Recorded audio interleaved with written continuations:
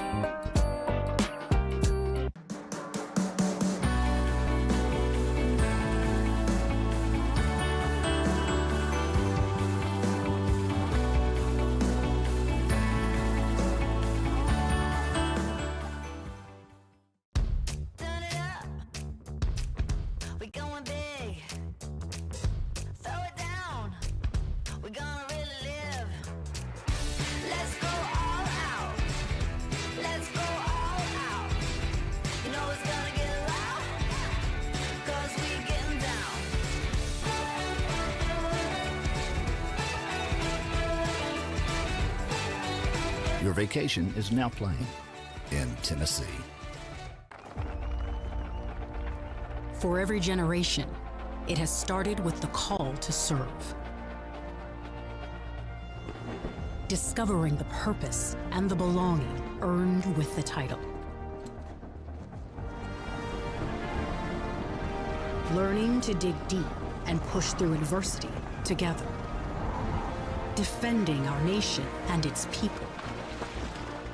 It is a life of great worth and reward. But Marines are never really finished serving. Their commitment comes full circle, visible in communities across our country. This is Semper Fidelis, always faithful, always Marine. Marking a path for the next generation.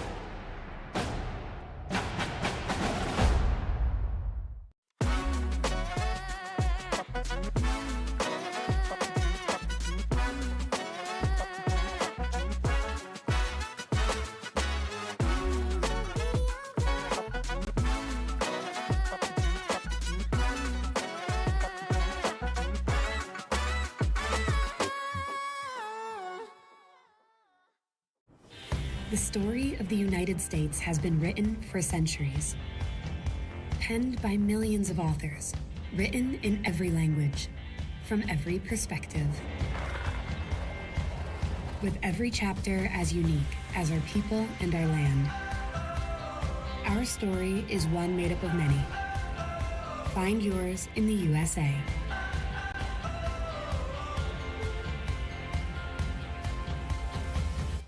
In life, things aren't scripted.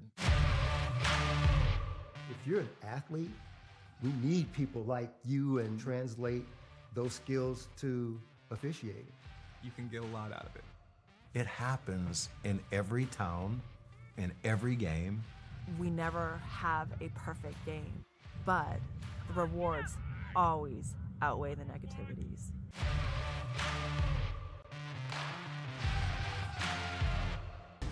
At the U.S. Center for Safe Sport, we see champions everywhere we look.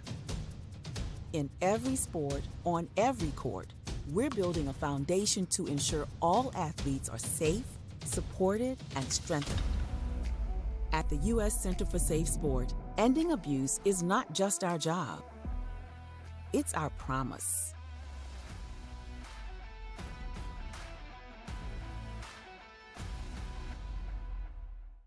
A truck is a tool, but a ram is life. Yeah, it's the wipe the sweat off your brow sort of life. But it's also the let's load up the ATV's life. The my kids play way too many sports life. The let's find a secret spot to fish life. That looks nice. Innovations, comforts, and powertrains built to power all the lives you live. Ram.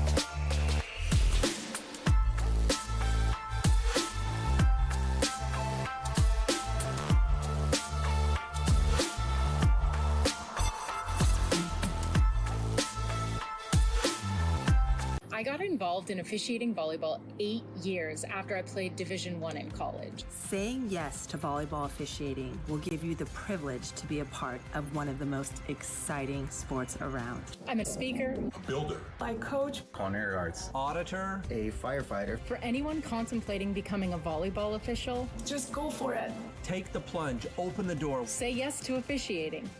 Learn more about how to get involved at sayyestoofficiating.com. The rhythmic sound of more than 500 cascading waterfalls.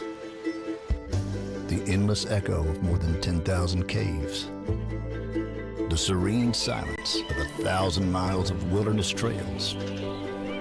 The next time someone tells you to get lost, consider it an opportunity. Your vacation is now playing in Tennessee.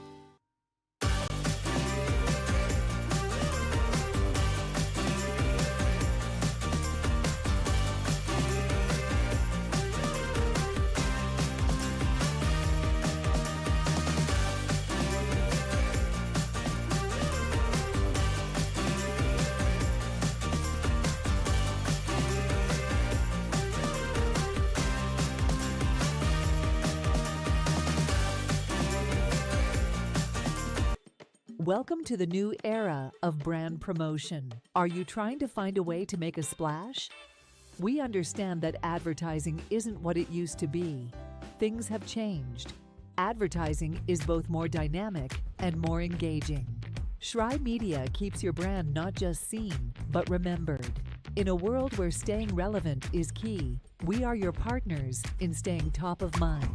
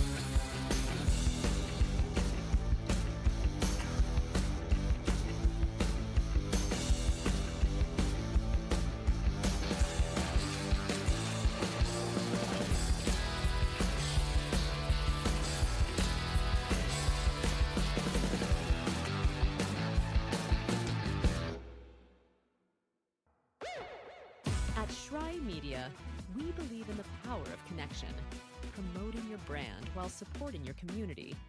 Our goal is to elevate your presence and amplify your message through local sports. With Shry Media, advertising goes beyond traditional boundaries. Get on television, make an impact. Take the first step towards a future where your brand is not just seen, but celebrated. The Southeast Sports Network, your free ticket to front row sports action. From heart-pounding football showdowns to thrilling basketball games, experience every moment live, all from the comfort of your home. Your favorite athletes, broadcast in real time and on demand. It's not just streaming, it's your front row ticket to the best of Southeastern sports. And the best part? It's absolutely free. Don't miss a moment of your favorite teams. Join us now at the Southeast Sports Network. The Southeast Sports Network, your front row ticket to live sports.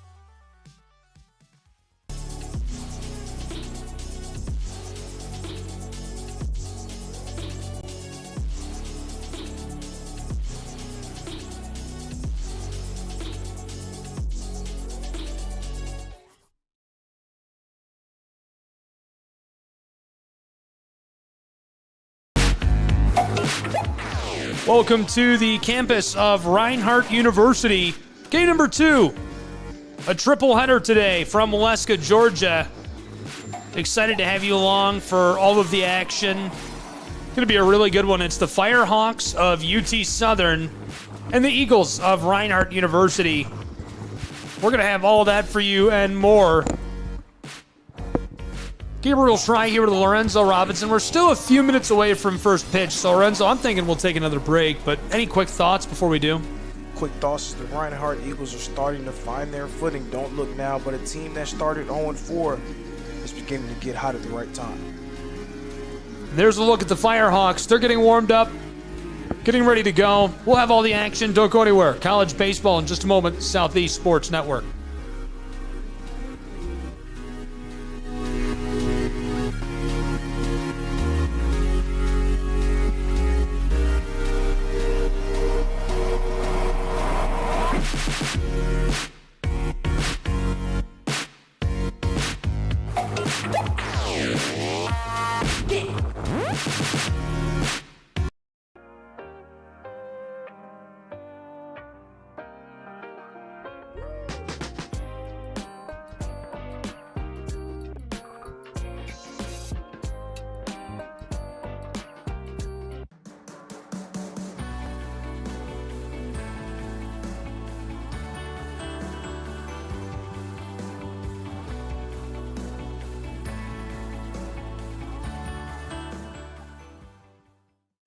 truck is a tool, but a ram is life.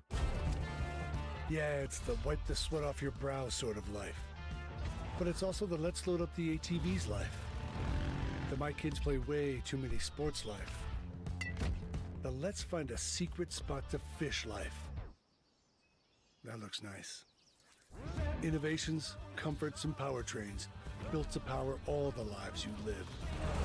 Ram.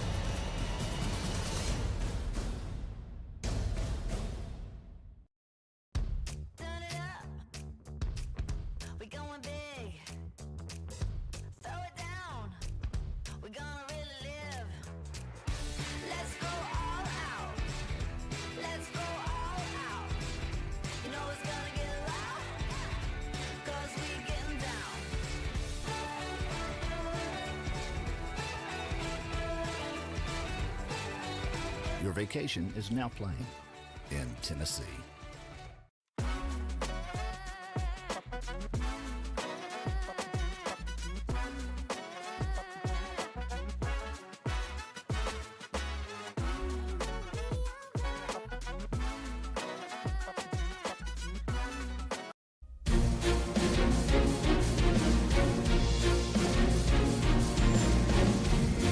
College baseball on the Southeast Sports Network. Game 2 of a triple header today on SESN. We've got all the action. The Firehawks on the road of UT Southern taking on the Eagles of Reinhardt University. Coming to you live from the home of Reinhardt University's Eagles, Ken Whitefield. Gabriel Schrei here with Lorenzo Robinson. Thank you for being with us in the booth alongside the turf today for this one. Excited to have all the action.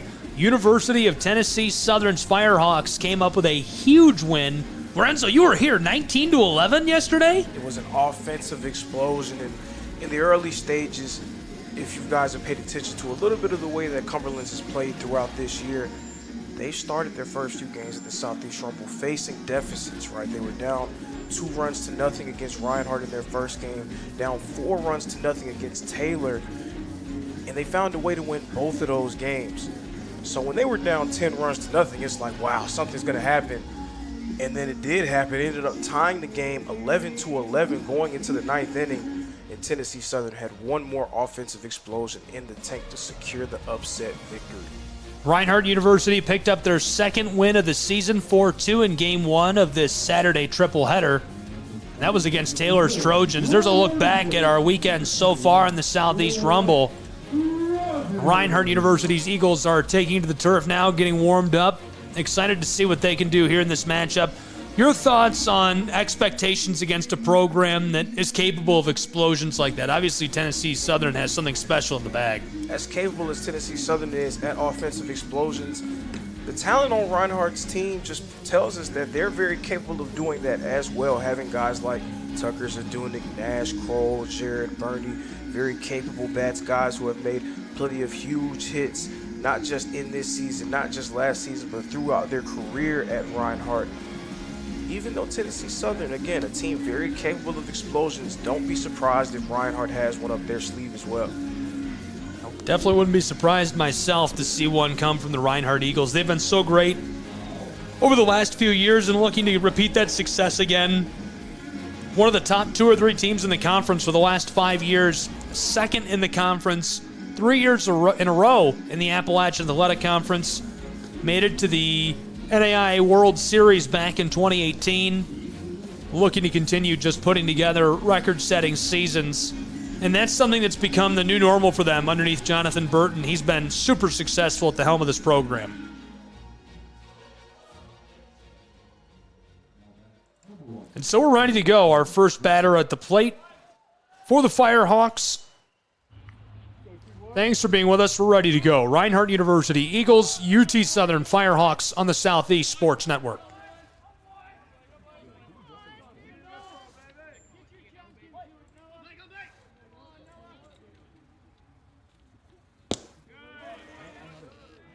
Zipped in quick for a low ball. Count 1-0.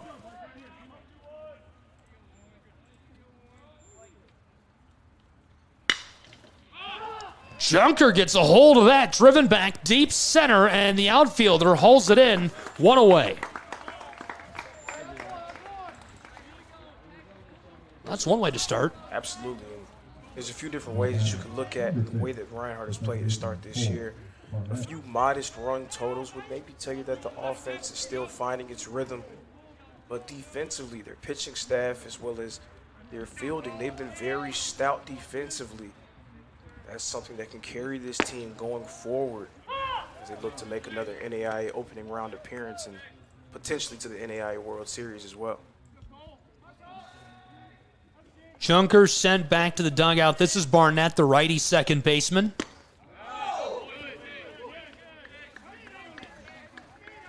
Blake Rogers is on the mound for Reinhardt. A true veteran in Coach Burton's system, entering his 4th season as a member of the Eagles. The 1-1 is popped up right side and sails foul. That'll be a theme with a lot of the players on this team.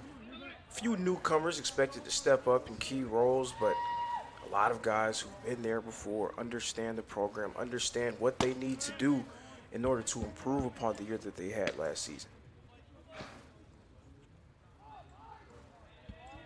Barnett 1 hit this season entering this afternoon.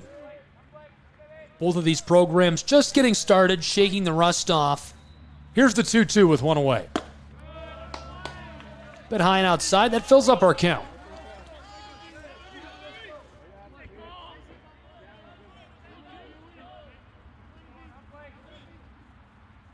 The payoff pitch. Chopped left side. Fielded just along the edge of the infield, and the play at the plate. 2 away.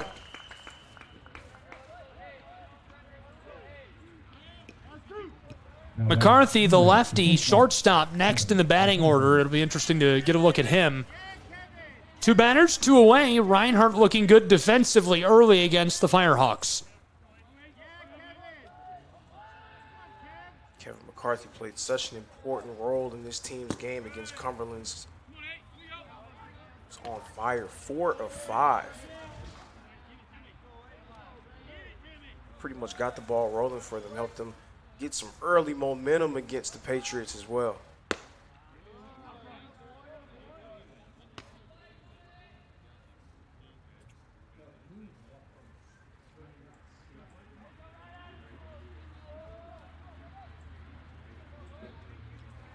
Rogers, the delivery. It's low, fouled off, back towards us. 2 away in the top of the first from Waleska, Georgia on Ken White Field. College baseball on the Southeast Sports Network. Game 2 of a triple header. Reinhardt has played 3 games in a row. They played in the late game last night. They played in the early game today and now playing in the middle game. That one roped into center field. A nice hit. Just able to sneak that up between the fielders. Kevin McCarthy stays on fire again. A guy who played so well in their matchup against Cumberland's yesterday. Getting back on base now, 5 of 6 in his last 6 at-bats. Josh Porter, his 7th at-bat this season. He's got 1 run, 1 hit.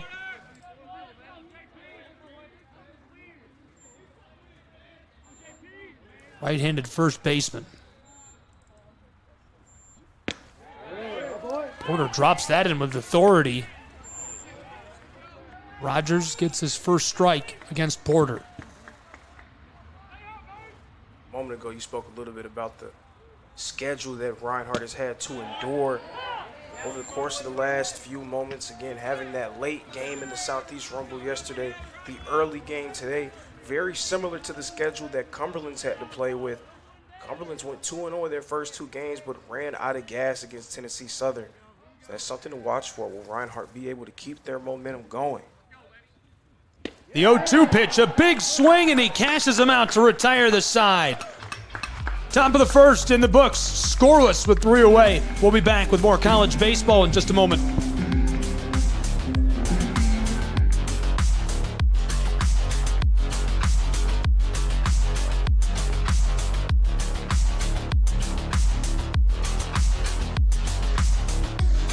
Join SESN for an unmatched sports experience.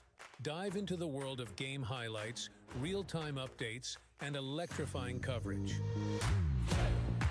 With SESN, you're not just watching sports, you're living them. Be the first to know, the first to see, and the first to share every big moment. The Southeast Sports Network, where sports come to life.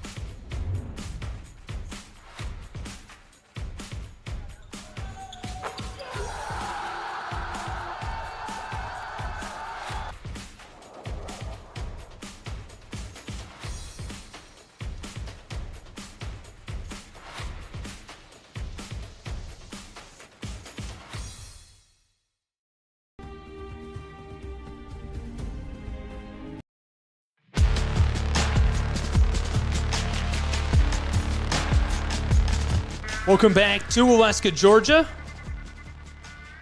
Bottom of the first from Ken White Field. College baseball on the Southeast Sports Network. We've got all the action. A really good matchup today.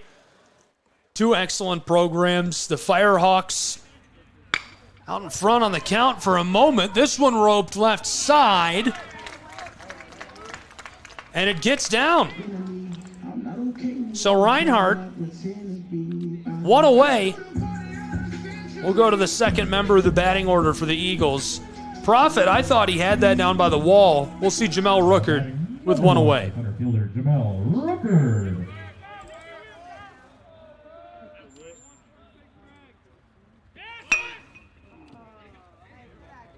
This one rolls foul. Would have been dangerous, so maybe he's lucky.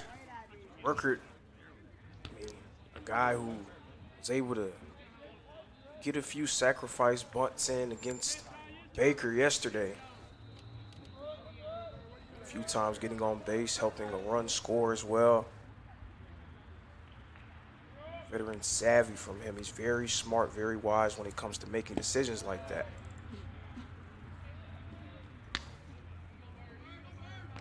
Count is 1-1 with 1 away. Pair with the right-handed pitcher. Delivered that low for a ball.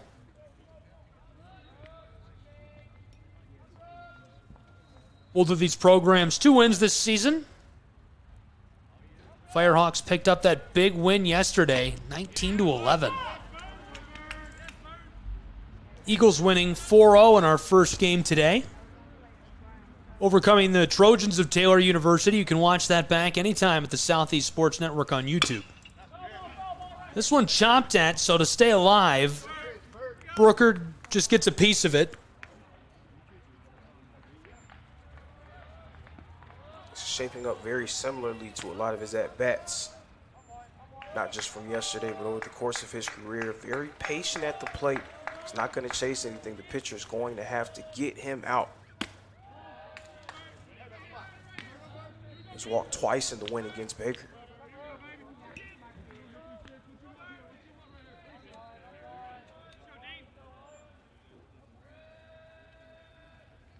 Payoff pitch. With a full count, he's going to be walked down to first. Zadunik next in the batting order. Lefty right fielder. He was really effective against the Trojans just a couple of minutes ago. With one away, we'll get our first look at him here in the bottom of the first. Tucker's doing it, one of the very best in the country.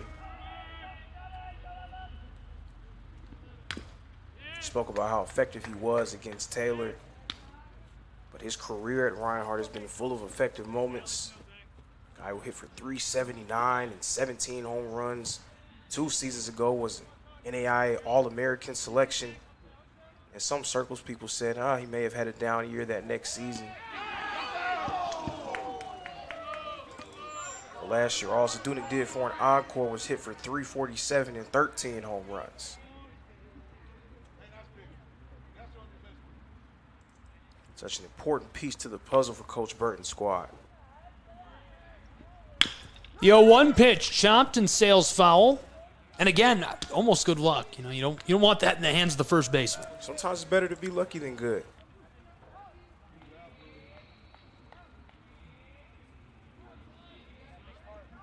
I'll tell you what we need luck on. Sort of a piece of wood in here I can knock on. The weather.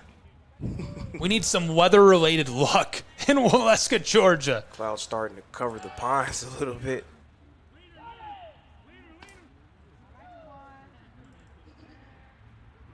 Trying really hard to catch him off the bag. Can't do it. 0-2 pitch, zipped inside for a ball. That's so important to try to hold Reinhardt's base runners at bay. Very aggressive base running. Coach Burton also very aggressive in telling them when to go as well. So many great athletes. Checking it again out at first. Oftentimes, if you don't try to keep them at bay, that's when they burn you. So expect to see plenty of that. This one driven back deep left side towards the wall, and he caught it. Great play by the outfielder. 2 away. Noah Junker out there in left field did a nice job of covering ground to recover that one. And so now Adrian Vargas, who again was super effective last time out against the Trojans of Taylor just a few minutes ago. Maybe an hour now. I don't want to say hours ago. That feels wrong.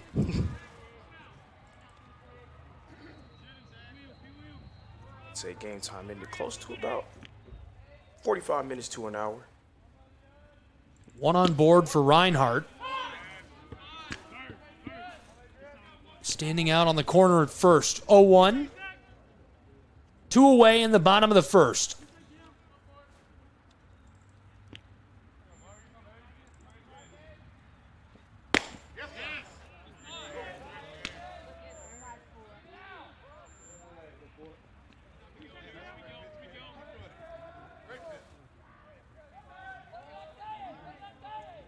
One and one, and this one's sent over. A little check-in out there at first.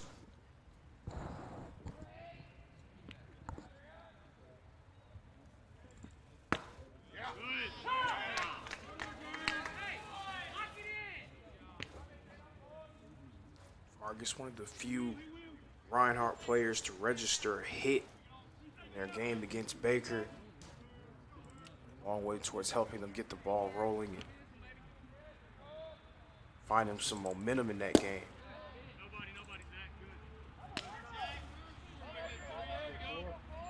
The lights have come on, even though it's only 2:45 in Waleska, Georgia. Due to that cloud cover, right? Things starting to get kind Go of dark away, and clouds. muggy. Rain, rain. Any day other than tomorrow is fine. We've got Prophet over on first. He's on board, and the count is full with 2 away in the bottom of the first.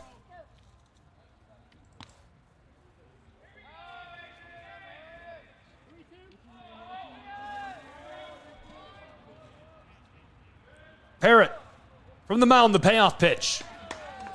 They'll walk him, and so now 2 on board for the Eagles of Reinhardt University. We go to the next man in the order. Another one who's been really good, Kroll.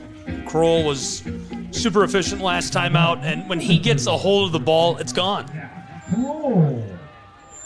Another guy who was so effective for this team a season ago. 20 home runs, well over 300 batting average. Big swing, strike 1 with 2 away. Very dangerous, him at the plate with a runner in scoring position. Seems like the ball just rockets off of his bat sometimes.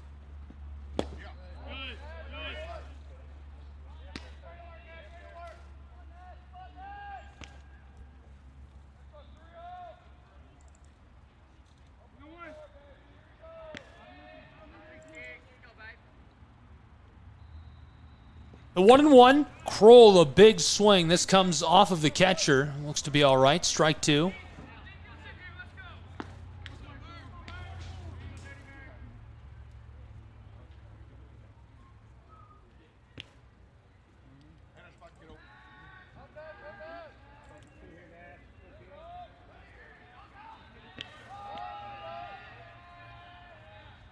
Two away. Here's the 1-2.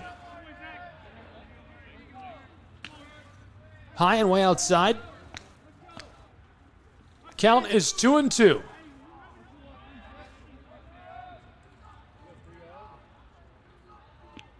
Parrott on the mound, Kroll at the plate. Nash Kroll gets a piece of this, pops it up, deep left side. Center fielder is tracking it to the wall, and it's gone. The home run ball in Waleska, Georgia. Big time in the bottom of the first. Reinhardt jumps out to an early lead. It's so dangerous to be able to have a guy like Nash Kroll on your team, capable of changing the game in an instant. One swing of the bat. Just like that, Reinhardt ahead 3-0. That's one way to do it. And it looked like the bottom of the first was about over. And suddenly, Kroll crushes it, sending it back deep left side, 350 plus, into the weeds for the homer.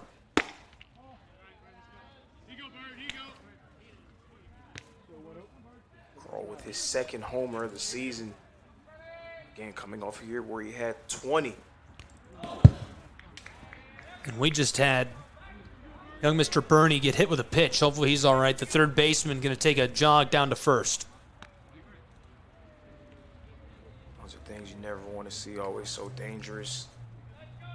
Something I've always had a lot of respect for baseball players, being able to stand in there and take some of those. A ball coming at you 75, 80 miles an hour on the low end, potentially 90 miles an hour coming right at you, just having to stand in there and take that. Thankfully, Bernie's all right. And we've got a meeting on top of the mound already. College baseball, 3-0. Reinhardt Eagles out in front over the Firehawks. Nash Kroll crushed that. We'll take advantage of this short break, and we're going to keep it right here, but we're going to take a look back at that home run. Here's a second look at it. Kroll crushed that. Went off screen to the left side, over the wall, and you can see all three of them round the bases and touch home plate. Reinhardt University jumping out to a 3-0 lead in the early stages. Bottom of the first, it's all Eagles right now. Firehawks looking to wrap up the first inning and get to the second without allowing any more damage. We'll see if they can do it.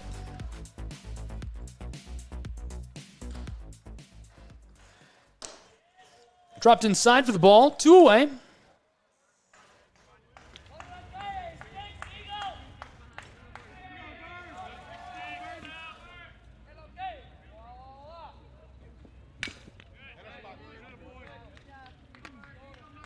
Mendoza, a guy who's in his second season as a member of the Reinhardt program, didn't appear in a game last year. Now a guy that Coach Burton is expecting to count on for some consistent production. Still a young player, just a redshirt sophomore. Big time swing, strike 2.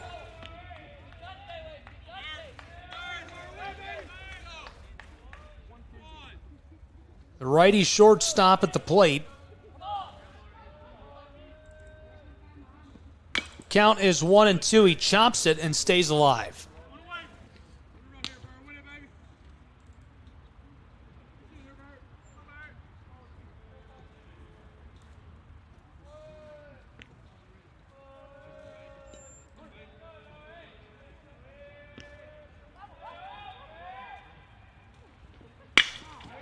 Roped through the center, off the mound, it takes a hop, and both runners on board now, safe at second and first. Reinhardt bats starting to come alive. They're beginning to build some momentum offensively. And right on time, especially after the way that they played against Taylor with 12 hits. They're picking up right where they left off. Now batting number 19, the catcher, Dylan Martin. Dylan Martin. The catcher next in the order. Here's a look at Parrott on top of the mound, just looking to fight his way out of the bottom of the first.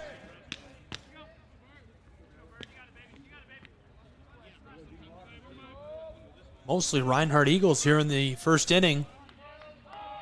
UT Southern, University of Tennessee Firehawks making it look like this is going to be a very dangerous outing for Reinhardt, but so far, all Eagles. This one popped up and retires the side. Old Reinhardt Eagles through 1 inning of play. We'll go to the top of the second and be back with more college baseball in just a moment on the Southeast Sports Network.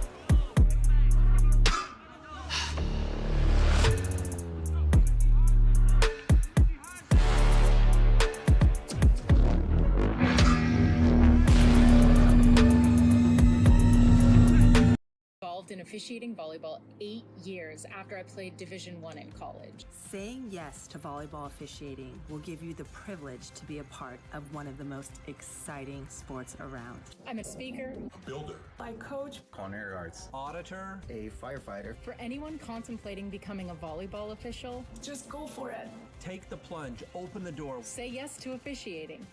Learn more about how to get involved at sayyes2officiating.com. The Southeast Sports Network, your free ticket to front row sports action.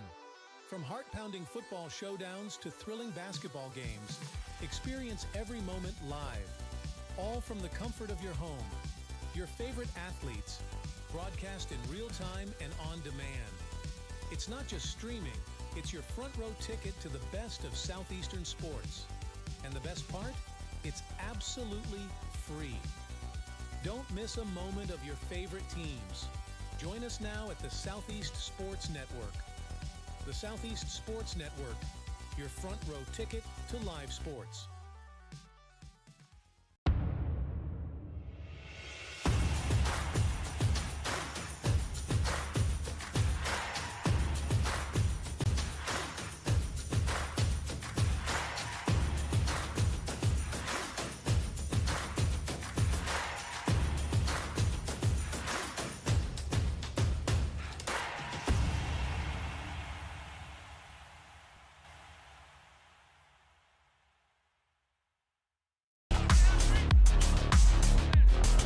Welcome back to Waleska, Georgia, college baseball, Southeast Sports Network. Thanks for being with us. Thrilled to have you along for the ride. Really good one so far between the University of Tennessee Southern Firehawks and the Reinhardt University Eagles. Reinhardt University jumped out to an early 3-run lead. Firehawks looking to dig out of it. We've got all the action here. Gabriel Schrei, Lorenzo Robinson. 1-1 dropped in for strike 2. Lorenzo, your thoughts on what we've seen so far? We saw the big bat of Nash Kroll being able to do what he does best. Scoring 3 runs for Reinhardt, kicking things off for them, breaking the ice.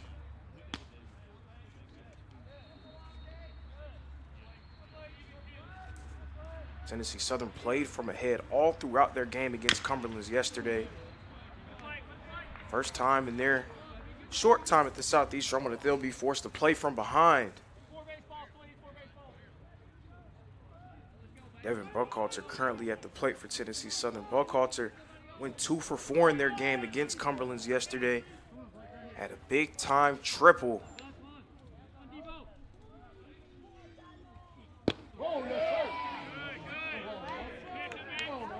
Count currently at 3-2.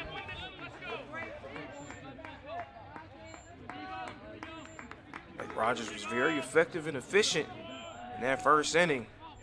Now getting into the heart of this Tennessee Southern order. Buckhalter made his way to first. He thought that he was walked. Instead, the umpire telling him, "Not so fast, my friend. That's strike 3," and help us secure the first out. Now batting number 13, the third baseman, Ty Garrett. Ty Garrett now coming up to the plate for Tennessee Southern, another guy who was very effective for them in their matchup against the 8th-ranked team in the country, Cumberlands.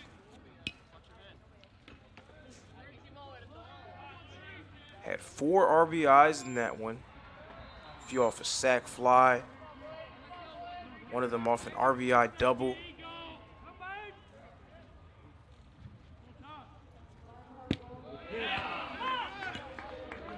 A strike there thrown from Rogers.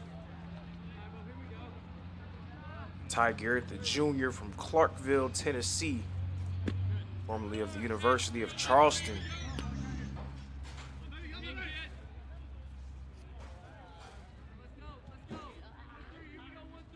He was special for Tennessee Southern last season. Hit for .339, 5 home runs, 23 RBIs.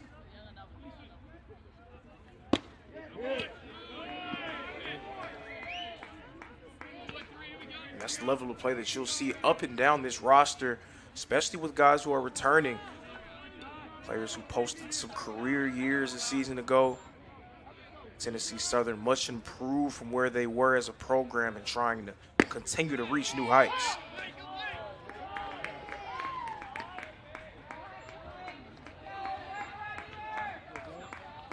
That's 2 batters in a row who were expecting to be walked on a pitch and the umpire telling them to make their way back into the batter's box.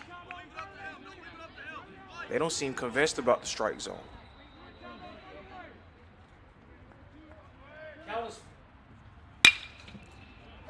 Payoff pitch. Set foul. Count is full with 1 away.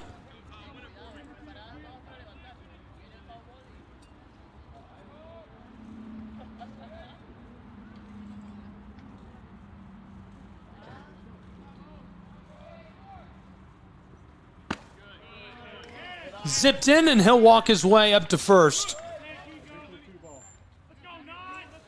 So Gilbert wasn't wrong about being walked just a little bit early, I would Now say. batting number 9, the designated hitter, Chandler Jordan. This is Cam Jordan.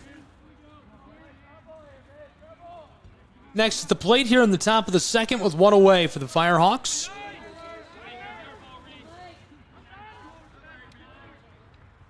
Three-run lead for Reinhardt's Eagles. Strike 1. Jordan, another veteran player for this Firehawk team.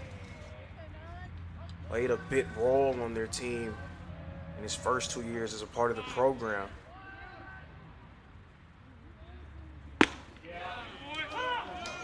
Zipped in for strike 2, down in the count quick.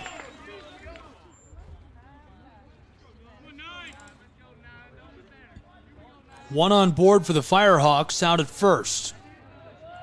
Top of the second, one away. Chopped left side, a race down to second, and a play at first, 2 away. Nice job by Luis Mendoza, the shortstop, corralling that one and making the routine look easy. I know it says routine, but sometimes those plays can be the hardest. Mendoza helping secure the out. Now batting number 33, the catcher, Zach. Zach Hayes, the righty catcher, at the plate now. Going to work for the Firehawks of the University of Tennessee Southern. Going to work, he does. First one fouls off.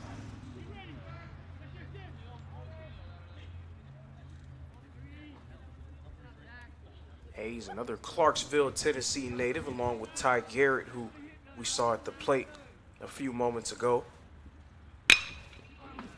This time up the left line, stays fair, and cut down at first to retire the side. To the bottom of the second we go. 3 away just like that. Reinhardt Eagles out in front by 3 runs on the Southeast Sports Network.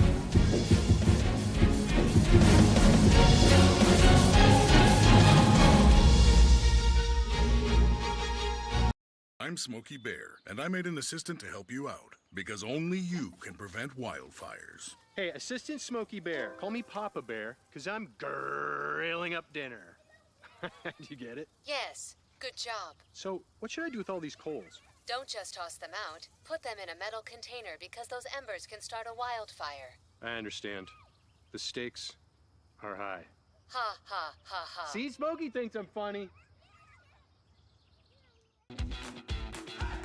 Welcome to SESN, your ticket to the front row of the sports world, covering local, regional, and national events. We bring the game to you. Feel the excitement of every play, every score, every victory.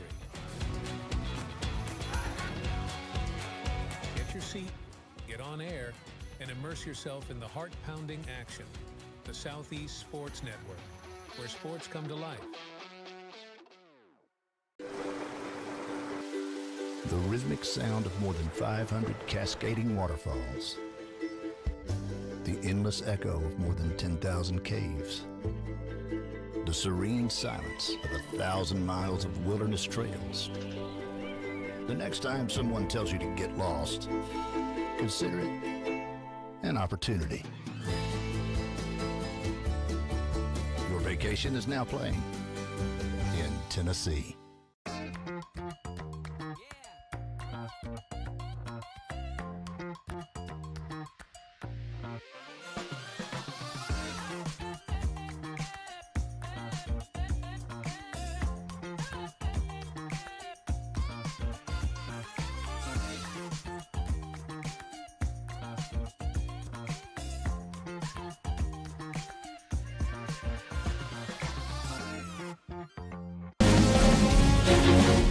Welcome back to the campus of Reinhardt University. College baseball on the air. Thrilled to have you along for the ride. The bottom of the second is now. 3-run game. Reinhardt, who is hosting the Southeast Rumble here on the Southeast Sports Network, finds themselves with a 3-run lead as we enter the bottom of the second. I'm Gabriel Schrei, Lorenzo Robinson here with me. Thanks for being with us and running the aux today. Wish we could get people to run the music remotely so that would make more sense. That's a random thing to wish, but vote now for what song you want to play when we come back. Have a little bit of audience interaction with that as well. Yeah. Big time swing, cash him out, send him back to the dugout, 1 away. That's a quick one, and the Firehawks going to be thrilled to have that. They needed it. Number 2, the second baseman, Jacob Profit.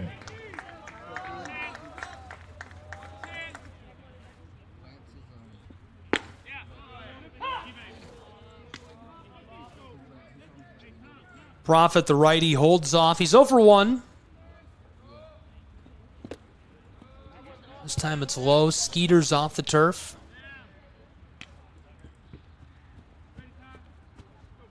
Profit, his 4th season He's been so effective, played in 158 games over the course of his Reinhardt career. Quick bunt, a race down to first, up the line. What a play that was. Profit pays off. That's what Jacob Profit does. Speed is his name and speed is his game. One of the most effective base runners in the country. Very fast. And anytime he puts a bunt down and gets it in play, it's a race to first, and more likely than not, he will win that race.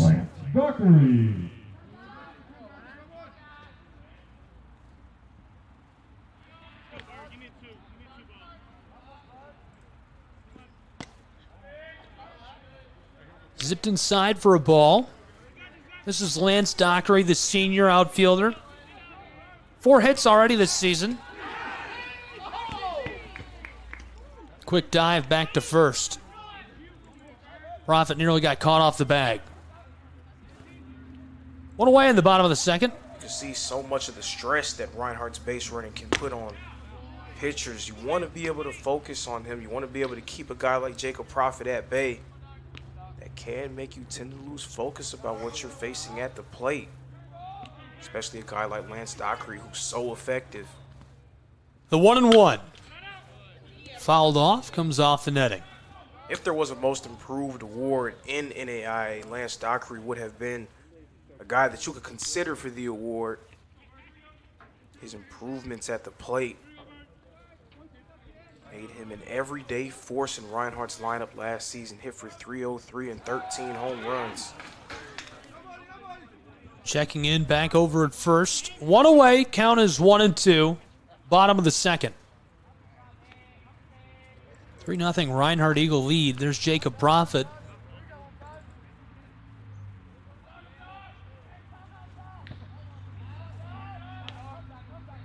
Lance Dockery taking his cuts.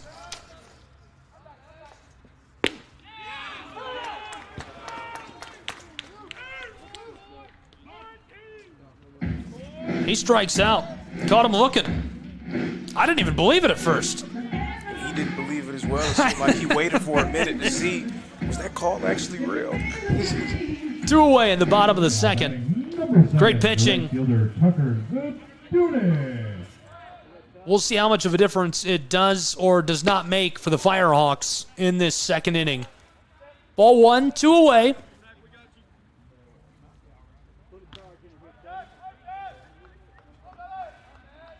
Tucker's is doing a lot like Nash Kroll, as we saw earlier in this game, very capable of changing the game just with one swing of the bat. Accomplished power hitter for the Reinhardt Eagles.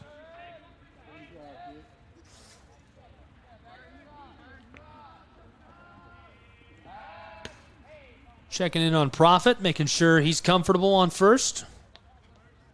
Looks like he is. That's where you want him to stay. You don't want to see him making his way in the scoring position.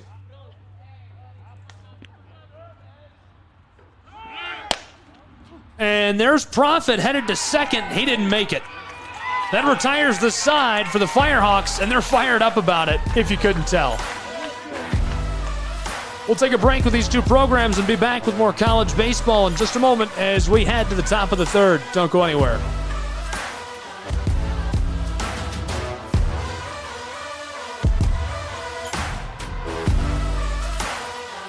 To the new era of brand promotion. Are you trying to find a way to make a splash? We understand that advertising isn't what it used to be. Things have changed. Advertising is both more dynamic and more engaging. Schrei Media keeps your brand not just seen, but remembered. In a world where staying relevant is key, we are your partners in staying top of mind.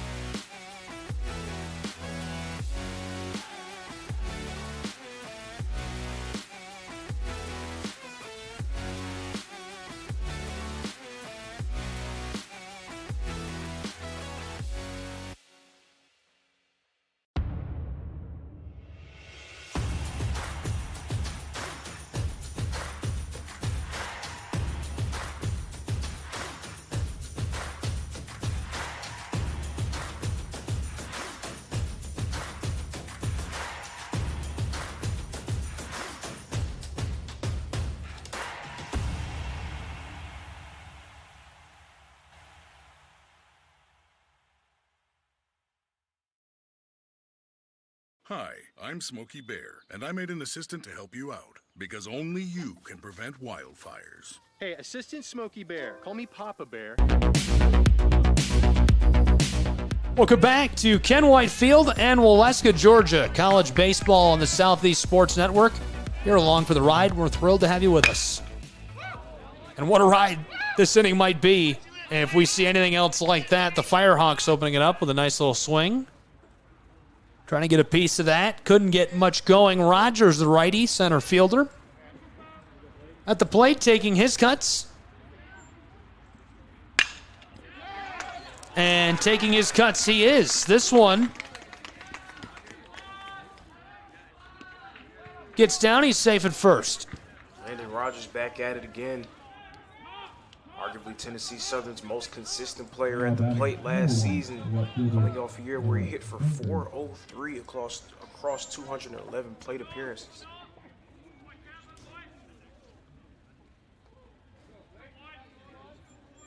Top of the third. Back-to-back hits. Safe at second, and a play down on first, one away. Firehawks trying a little bit of small ball there. Junker goes out, but Rogers now in scoring position. Now batting number 6, the second baseman, Cole Barker. Yeah, I like the try by Junker, and that was close on the foot race. He nearly made that one. And he had a few plays just like that in their game against Cumberland. He got on base a few times off of small balls, some routine ground balls that you would figure, hey, he's getting ready to go out, but he just legs it out. Such a fast base runner, very hard. Again, race to first, and another guy who, if you're not careful, he's going to beat you there.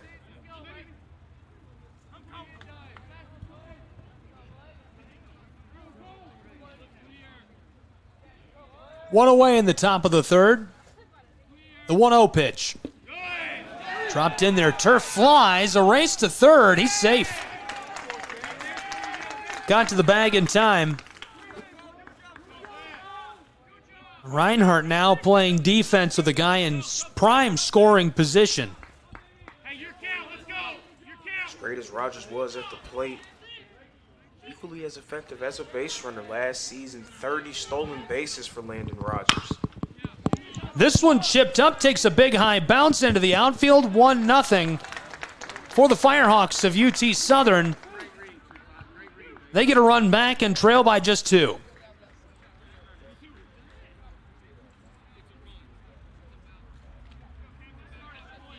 Looks like we'll have a meeting on top of the mound for the Eagles of Reinhardt University after that run is allowed. Great effort by UT to get around the bases. Landon Rogers, again, a guy who was probably their best player last season. If you ask a lot of people, one of the best players in the country. Anytime you can have a guy that hit for over 400 and accumulates 30 stolen bases, that's just such a terror to deal with for any coach.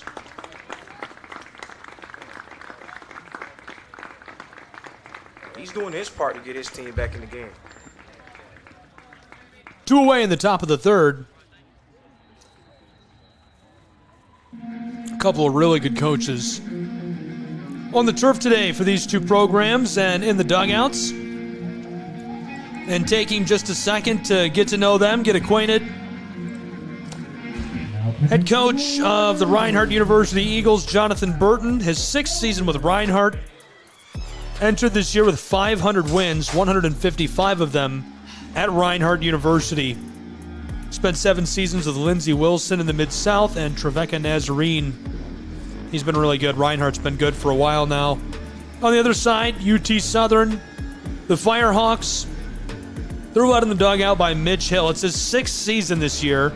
Previously was the head coach at Alabama A&M in the SWAC. He was coach of the year there in 2015. So he's had a great outing in the last 6 years with UT Southern, looking to keep it going. Last season they went 33-18, 64% of their games they won. In conference, 14-11.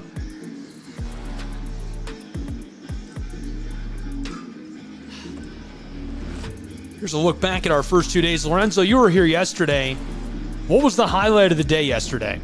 The highlight of the day, obviously, I'm a little bit biased, so I can say the finale with Reinhardt being able to come together and get a rousing 6-4 victory over Baker, finding a way to get their first win of the season, but also zooming out a little bit. It was a pleasure to watch that Tennessee Southern team just do work against the 8th ranked team in the country, Cumberland's. And the way that runs were aplenty in that game as well. If you like offense, you like seeing that game. 19-11. You know me, I'm all offense all the time. Very enjoyable. Chicks dig the long ball, you know. 2 strikes, 2 away. 2-run game. McCarthy back at the plate, and we'll see if his hot streak continues. Chopped and caught. Wow, what a way to retire the side. 3 away. We'll take a short break and be back with the bottom of the 3rd between the Firehawks and Reinhardt University. Don't go anywhere.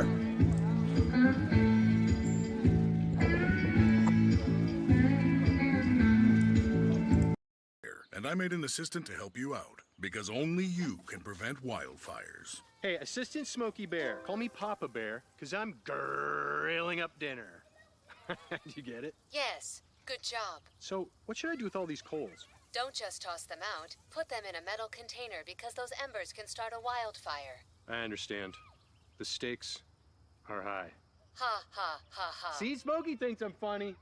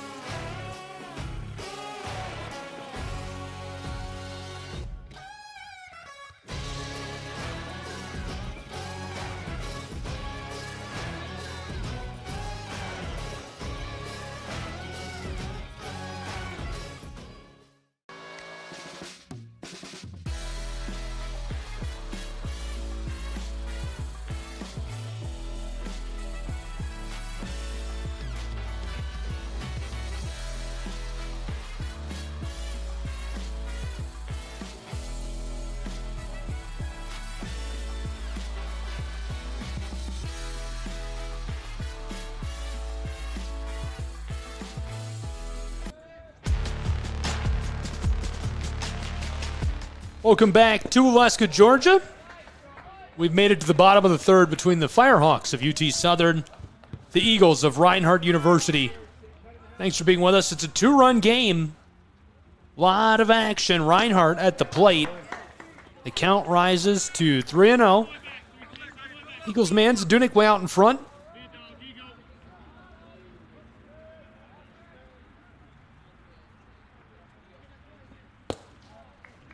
Dropped in low.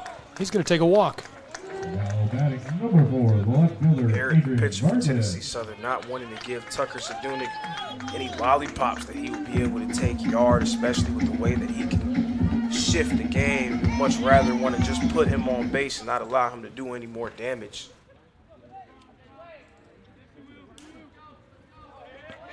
Those are the difficult decisions that this lineup just kind of forces you into. Tries to the bunt. This one skiffs off, rolling up into the backstop. And then when you're a guy like Zdunick, who's built a reputation for himself as a premier power hitter in this, not just conference, but also in the country, you may only see one pitch that you deem is worthy of a swing over the course of an at-bat.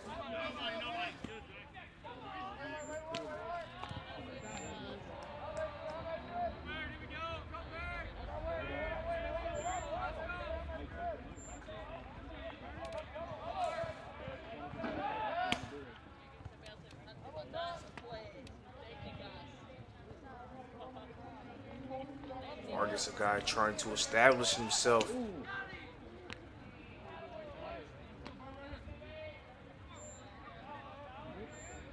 Trying to prove that he can be a player that Coach Burton can trust in big moments.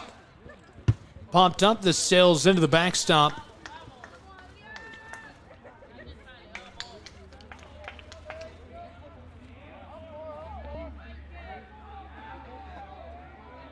One runner on board. No outs in the bottom of the third. This is Vargas at the plate. Count is 1-2.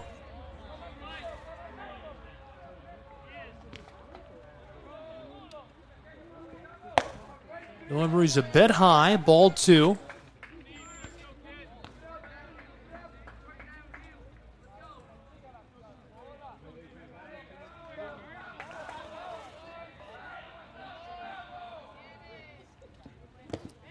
Two pitch. Skeeters off the turf. Count is full.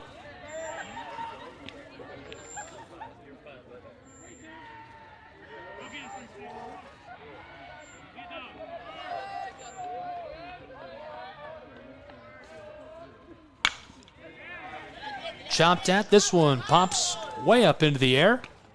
That sky just... That's, if you can't hear that, I'm knocking on the wood. That sky just looks ominous. Threatening also. I feel threatened by the sky. I feel like I'm in sky-related danger. Now this one is going straight up. No sun to help out the Eagles as the Firehawks grab that one. One away in the bottom of the third. Nash Kroll wants to go to Funky Town as he steps up to the plate.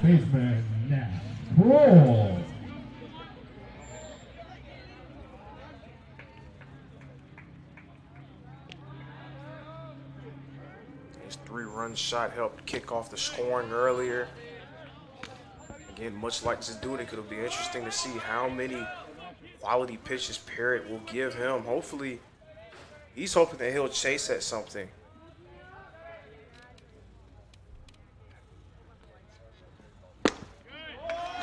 Big time swing by Kroll.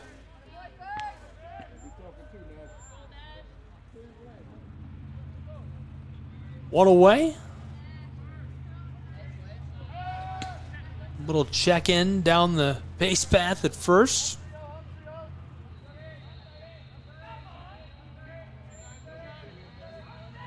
Busy day here at Reinhardt University. 3 baseball games.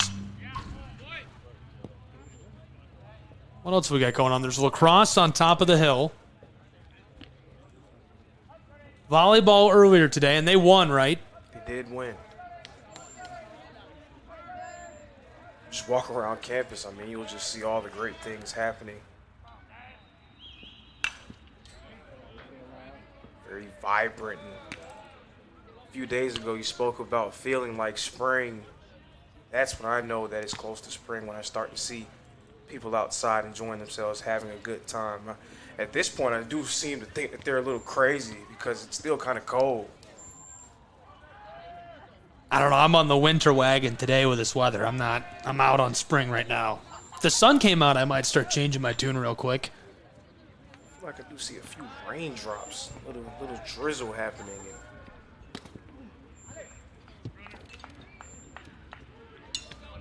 Zdunek taking advantage, and he sneaks his way down to second base in scoring position. One away, bottom of the third. Hoping the temperature doesn't drop anymore, or else we may see a bit of a wintry mix.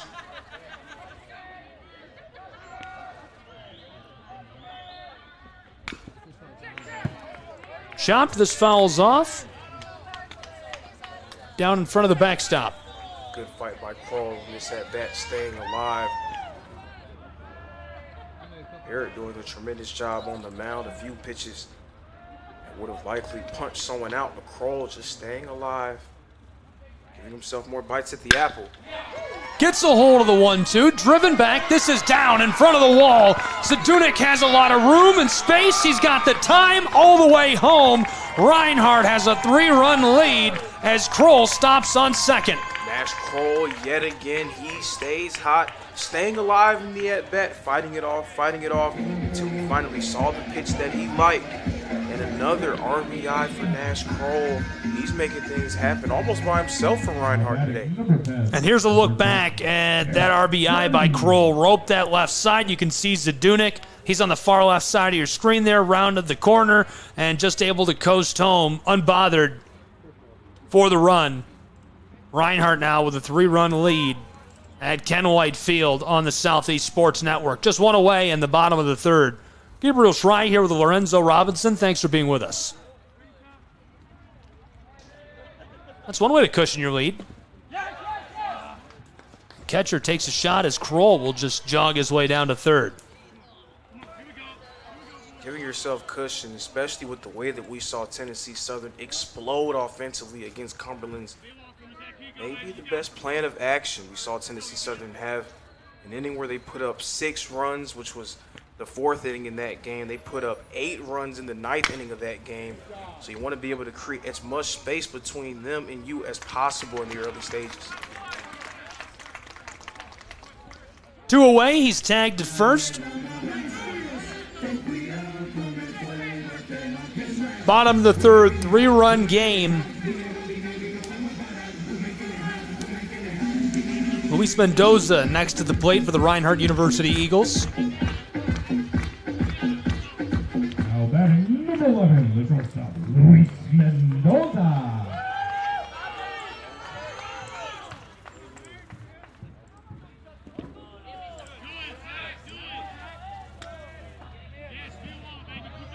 Two away, bottom of the third, 3-run game on the Southeast Sports Network. Thanks for being with us.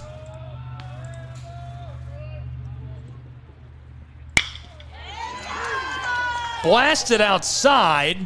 This one is caught to retire the side. Nice play by UT Southern's Firehawks. We'll take a break with them and be back with the top of the 4th in just a moment on SCSN. Don't go anywhere.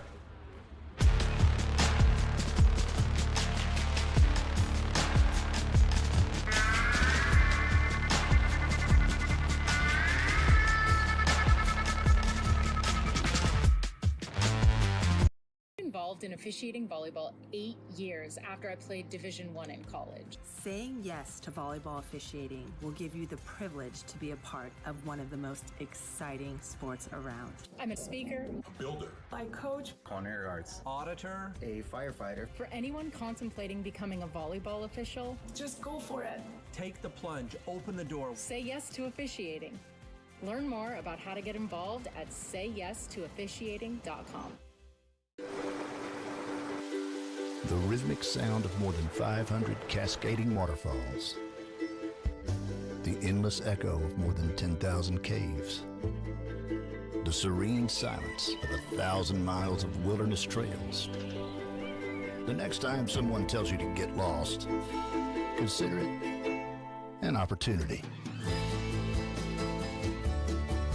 Your vacation is now playing in Tennessee.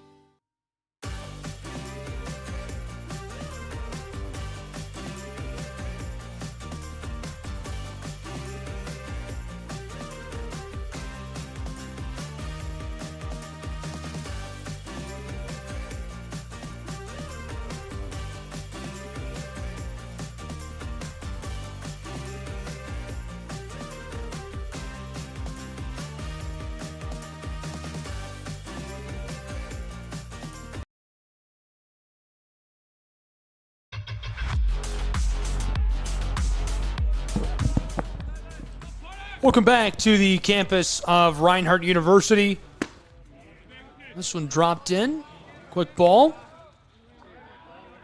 UT Southern now a chance to work a little bit of offense. They trail by 3 runs.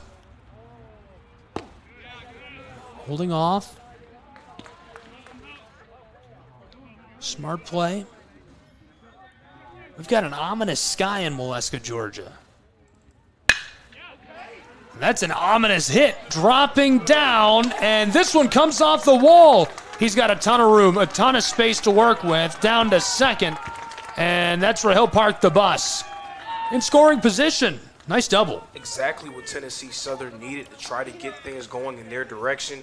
We saw them have a few hits just like that one against Cumberland's. They haven't really had a whole lot of extra base hits against Reinhardt. The pitching and defensively, their fielding has been very superb to start this one. Maybe that is what the Firehawks need to put some pressure on the Eagles.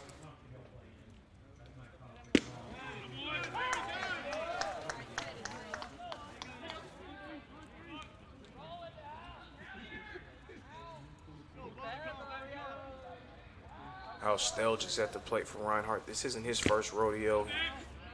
Was a key member of their team last season, appeared in 16 games. This is his second appearance this year. Quickly, 2 strikes.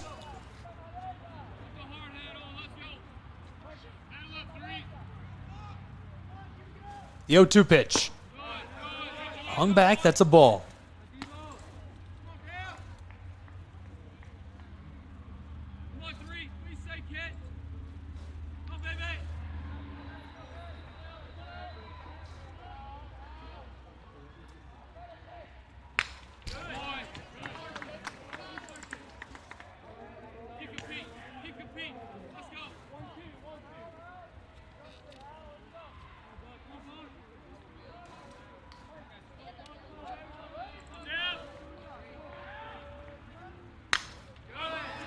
Popped foul.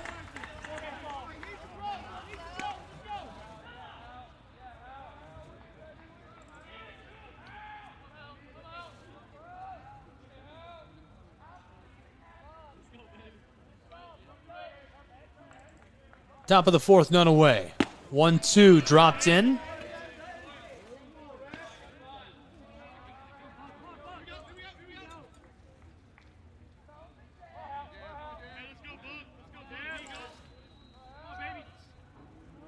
The 2-2.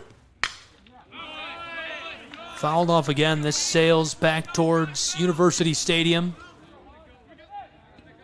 We're at Ken White Field, home of the Reinhardt Eagles baseball team. They're hosting the Southeast Rumble this weekend. You've been around for a minute now. What does the Southeast Rumble mean to not only the baseball program, but Reinhardt University as a whole? It's a big-time situation, having a few different teams, a few different programs, so many different people being able to come and get involved and just be a part of the university ecosystem. And also from a on-field perspective, it's a chance for a lot of people to be able to see some of the best teams in the country.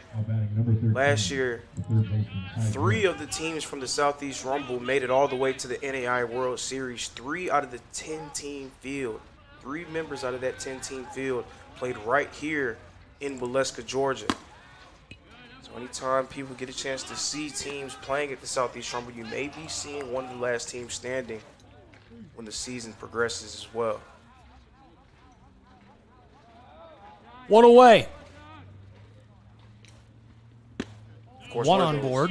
One of those groups was the Cumberland's team that Tennessee Southern beat 19-11 last night. And that's also what the Southeast Rumble represents, kind of a measuring stick. See where you stack up against some of these teams that you may be able to encounter down the road as well.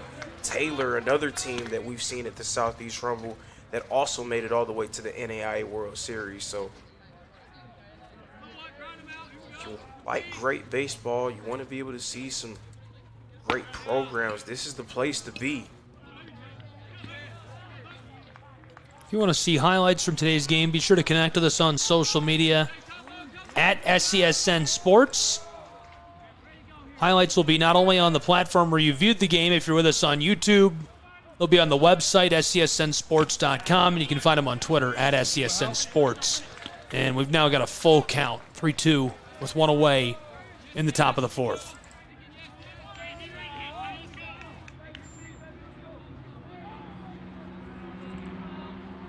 Runner in scoring position, a base hit can put a lot of pressure on Reinhardt. He'll walk. Taking a trip down to second. Firehawks have to be more than happy with that.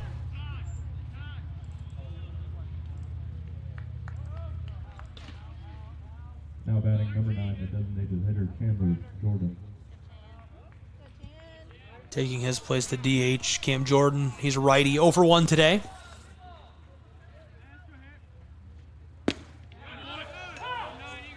Quick strike with 1 away.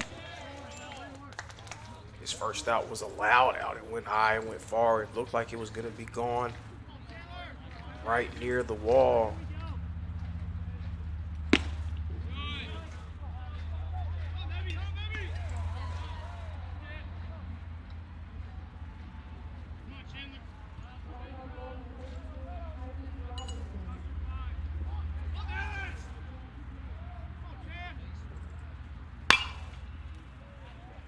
Popped up right side, and this sails harmlessly to the turf.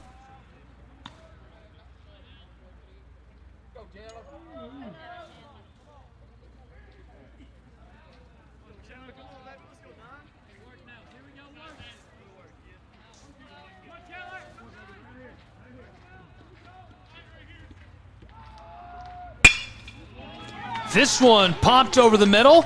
Great hit. It gets down in center field. Runner coming around, and he's got a chance to make the play at the plate. Oh, my goodness. A last-second call, and they'll give it to the Firehawks. 2 down in the top of the 4th. What a play. That was a web gem from the Eagles right there. Nice job by Lance Dockery.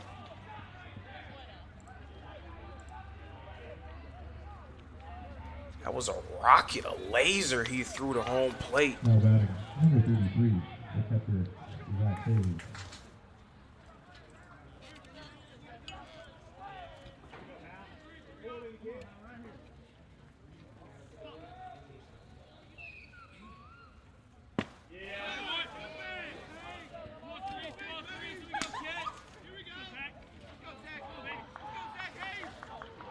Ball 1. Hayes is the righty, 0 for 1. With 2 away, we'll see what the catcher can do. That one right there just kind of underscoring the way that Reinhardt has been playing defensively here at the Southeast Rumble. They haven't had the big-time offensive explosion that many may be expecting, but everyone on the field very locked in.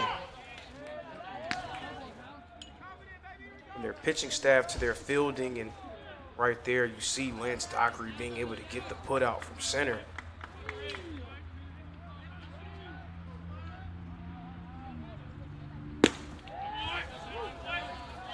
That's dropped in for the ball.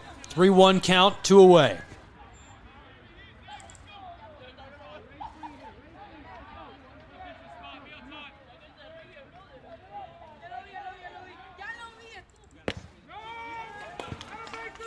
He'll walk him. Hayes to first base. Bases are loaded. 3 on board, and so a lot of pressure on the shoulders of our next to the plate, Rogers. He's 1 for 1. Center fielder's a righty. We're going to have a meeting on top of the mound, and definitely warranted given the situation. Big time situation. Not only are the bases loaded for Tennessee Southern, but their most consistent hitter, Landon Rogers, up at the plate, looking to eat away at this Reinhardt deficit and potentially do even more than that. That's a look back at our weekend so far. We've played 6, including 1 today. Reinhardt won our first game today, 4-0 against the Trojans of Taylor, their second win of the season. Taylor bested Baker 4-2 on Thursday, and then the Patriots beat Reinhardt 7-5. Taylor is number 9. The Patriots of the University of the Cumberlands are number 8. Reinhardt, number 23.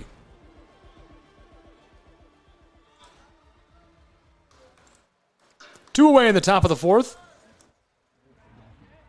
And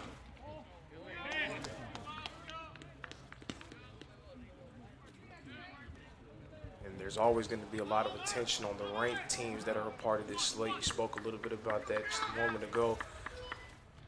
3 ranked teams out of the 5 teams that are playing here at the Southeast Rumble. But it was actually a team in William Carey last year who they were not a top 25 team entering the Southeast Rumble, but an explosion. They defeated a few of the favorites, a few of the more heralded programs here on this field last season. It really showed what they can do, and they ended up being one of the last 10 teams standing. 2 away, count is 2-1. I say that to say don't be surprised if you see a team like Tennessee Southern or Baker take the lessons and the experience from this situation and apply that to the rest of their season.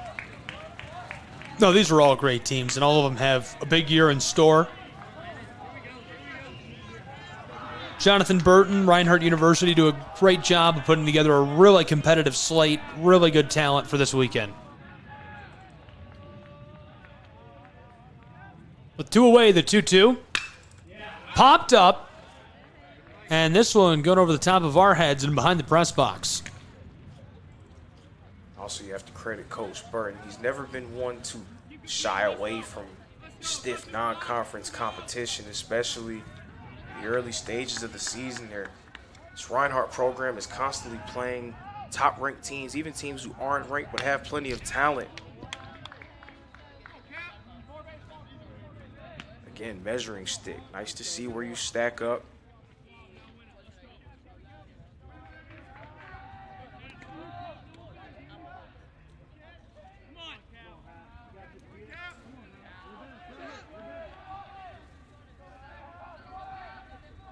The 2-2. Popped left side. Deep ball near the wall.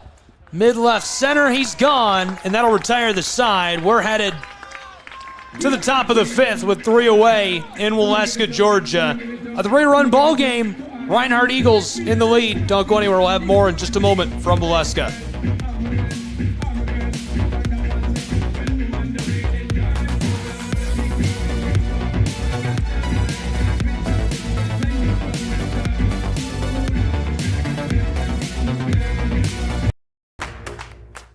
Join SESN for an unmatched sports experience.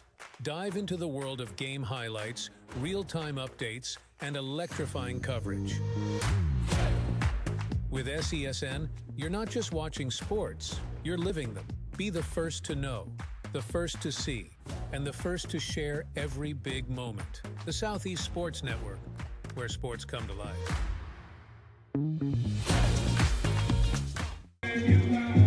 Doc is crazy on too.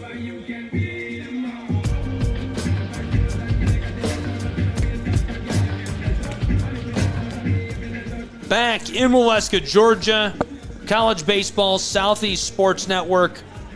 Thanks for being with us. Be sure to visit us, SESNsports.com. Find us on social media to see highlights from today. Follow along when we're live at SESN Sports. Always free, always live, always online. You know what team I mentioned during the first game that you and I had to talk about? That women's basketball team. I'm going to bring them up every other broadcast I do. I can't believe how good they are. Rightfully so. I mean, they deserve a lot of attention with the way that they've played to start this season. Undefeated and really threatening, looking like a force to be reckoned with, a team that you have to deal with and expect to make noise in the national tournament as well.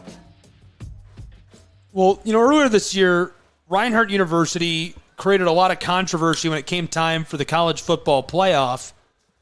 They weren't included, and they were number 12 after going undefeated at the end of the season.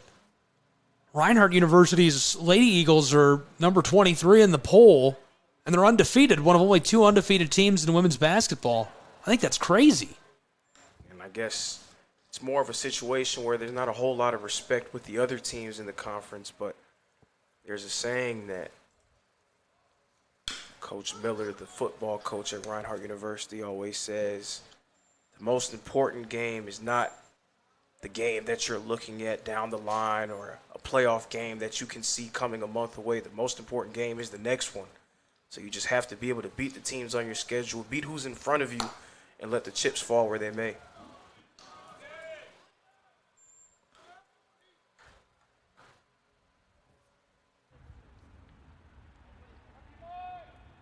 The 1-2. Held off on that for the ball.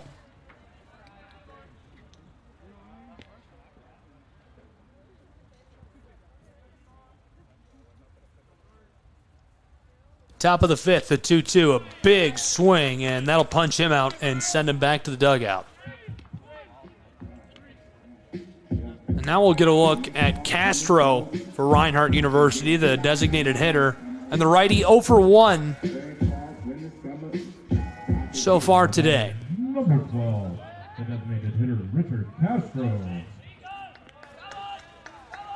Richard Castro had a slow start to last season, but by about mid-season, he was a completely different player. Finished hitting .299, became a reliable bat for this Reinhardt ball club.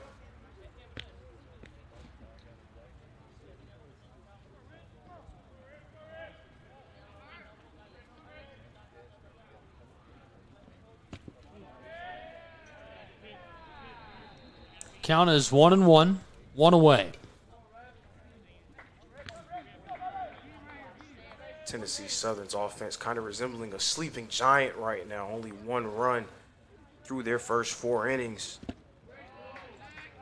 Ideally, Reinhardt will be able to continue to put more pressure on them by scoring. Again, with that offensive explosion the Firehawks had yesterday, you do want to be able to get runs on the board.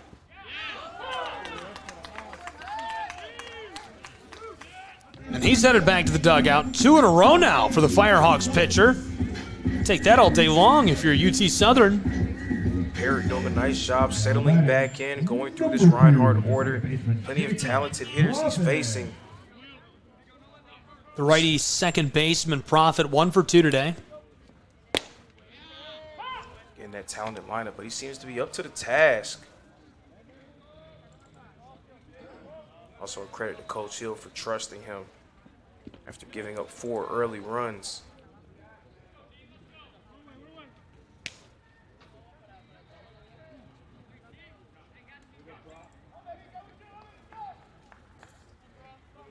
Two away in a 3-run game. The 1-1 skiffs off the turf, right at the front of the batter's box.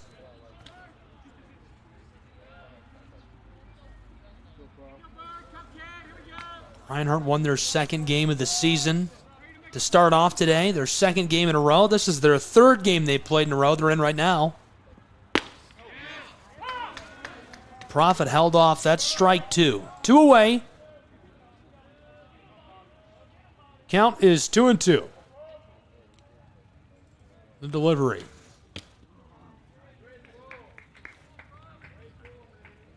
That one fills our count. Reinhardt playing all these games in short order and stiff competition as well.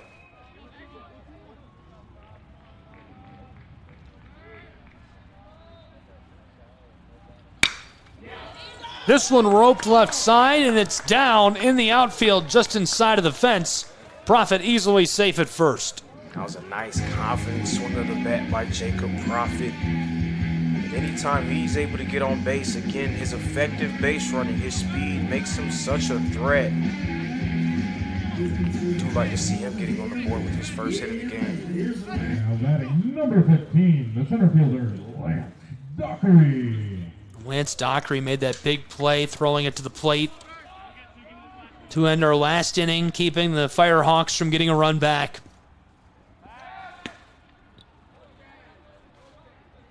Quick check-in over at first. Prophet back to the bag. He's 2 for 3 today now. The righty second baseman looking sharp.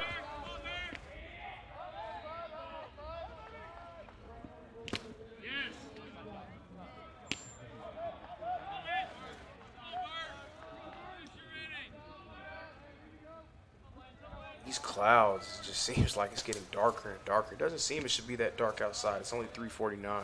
I'm kind of afraid of the clouds. I think I already made that joke. I mean, they're pretty, they kind of aren't a joke. Yeah, I mean, it's not a joke to me. I take that really serious. They're just hovering over us. Oh, 2 pitch, popped up, center field. 2 tracking for it, and this will retire the side. Great job getting under the ball, 3 away. We'll go to the bottom of the 5th as the Firehawks wrap things up and handle business in the top. Don't go anywhere. College baseball, SCSN. The Southeast Sports Network, your free ticket to front row sports action. From heart-pounding football showdowns to thrilling basketball games, experience every moment live. All from the comfort of your home. Your favorite athletes, broadcast in real time and on demand. It's not just streaming, it's your front row ticket to the best of Southeastern sports. And the best part?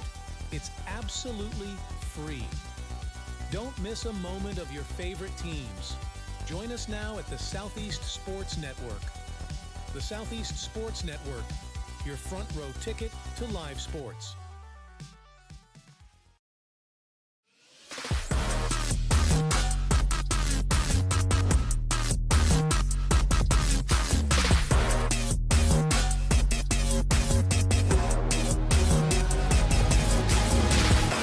back in Waleska, Georgia. College baseball, Southeast Sports Network. We are under threat of rain. That's the only way to put it, right? Under surveillance by the clouds. They're watching. Here's a look at Appalachian Athletic Conference Wrestling, taking a look around what's going on in the AAC. Reinhardt University, a member of the Appalachian Athletic Conference. Life University, Southeastern, Reinhardt, all top teams in the nation.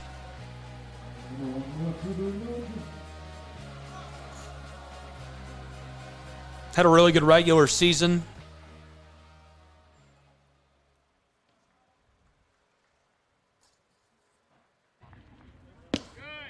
Zipped inside with some sauce on that. UT Southern, based out of Pulaski, Tennessee. They're a member of the Southern States Athletic Conference, also an NAIA program.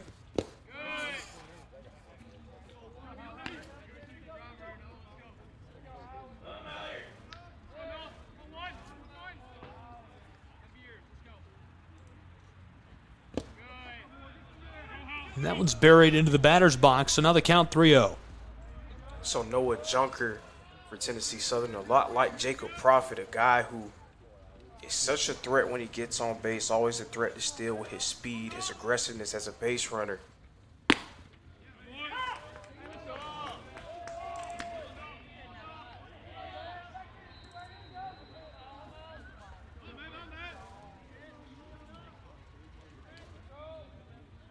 The 3-1. Dropped in. He'll take a jog up to first. Now batting number 6. Next at the plate, Barnett, the righty. He's 0 for 2. We'll see if the second baseman can change his fortune on this trip. So now with Junker at first, keep a close eye on how much attention Hal Stelgis will pay to him. He wants to try to keep him at bay, but you do not want to forget about the task at hand. Quick bunt. One away, but the runner advances to second. Barnett trying his hand at a little bit of small ball there, and now getting the effective base runner in Junker in scoring position. A base hit likely brings him home and adds at least one run to their total. I'm going to be so impressed if we finish these games. The sky could not look more. I mean, look at that. It just looks menacing. I feel like I should go outside the window and do my rain dance and sing my ditty, you know, rain, rain, go away. Yeah, it's got to be like the reverse of like an anti-rain dance. Come again another day, all of that jazz. Don't be coming here. We're not interested. The crops are fine. One away. Count is now 0-2. The fact that it's been this ominous for this long and hasn't rained, that was a good sign. It is. Maybe prayers have been answered. Maybe that move of knocking on wood was... That's all we had to do. As soon as I knocked on wood, the rain was like, you got me. Wise decision. Count is 1-2, one away. This is Barnett, the righty, at the plate. For the Firehawks, they trail by 3 runs. We're in the bottom of the 5th in Waleska, Georgia. 1 left to play still tonight. Chopped right side. It bounces over the head of our first baseman, rounding and scoring. 1 home and a man on second in scoring position as the Firehawks get one back. What a hit. Noah Junker finds his way over the plate. Kevin McCarthy remains on fire. That right there, his second hit of this game after going 4 for 5 against Cumberland's. He's now 2 for 3 against Reinhardt. He seems to be finding his comfort here at the Southeast Rumble and making his presence felt. We'll see if we can sneak a look back at that hit. Yes, we can. And in super speed, rounding the bases, Junker able to score. Back to real time. So you see again what makes Noah Junker so dangerous as a base runner. That bunt attempt there from Barnett, getting him in the scoring position. And then he did the rest after that base hit from McCarthy. Porter at the plate, the righty, 1 for 2 today.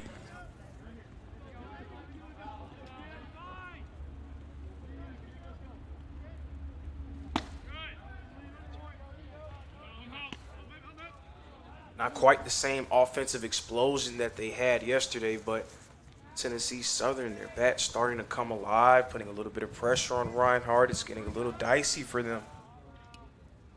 We're to the bottom of the 5th. A lot of baseball left to play between these two. Chopped, it goes foul, and that'll be strike 2.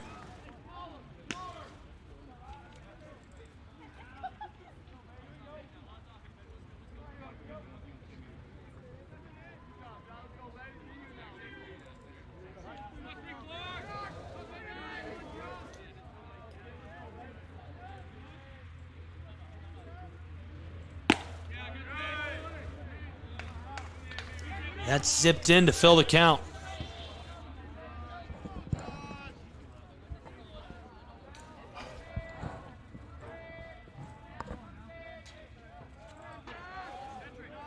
Just checking in on that sky. Popped up right side, and the right fielder under it looking to hook this in, and he will. 2 away.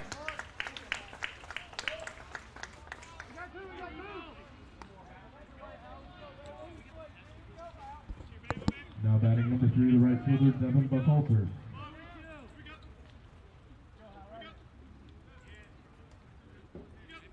Really nice job by the outfielder getting under that. Buckhalter, who's 0 for 2, the righty at the plate for the Firehawks.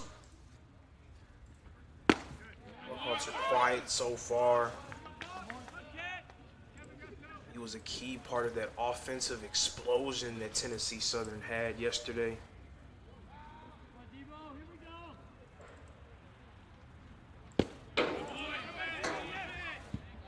Came away with a triple during the game.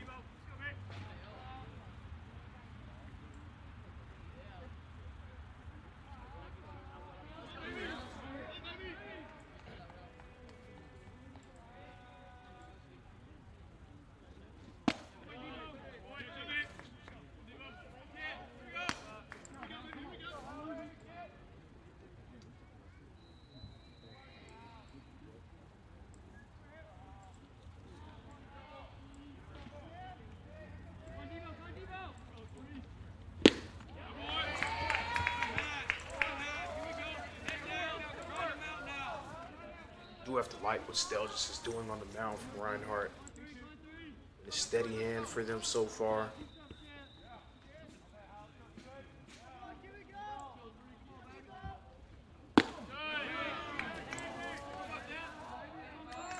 Buckhalter showing off some plate discipline, showing him it's not going to be easy. Stelgis going to have to earn this out if he's going to get it. The payoff pitch. And he'll walk him. 2 on board.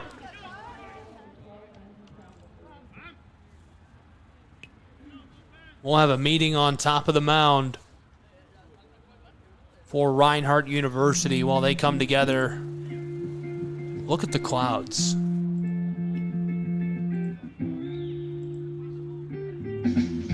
I don't know. I don't know if we're going to make it through this one. I want to say we're going to. I'll be really sad if we don't. So we'll take a look. This is a real-time look at the weather radar. And this is right now. And so the rain is moving kind of east, a little northeast. And there's going to be some clouds that pop up on the left side of that near Rome around 5 o'clock.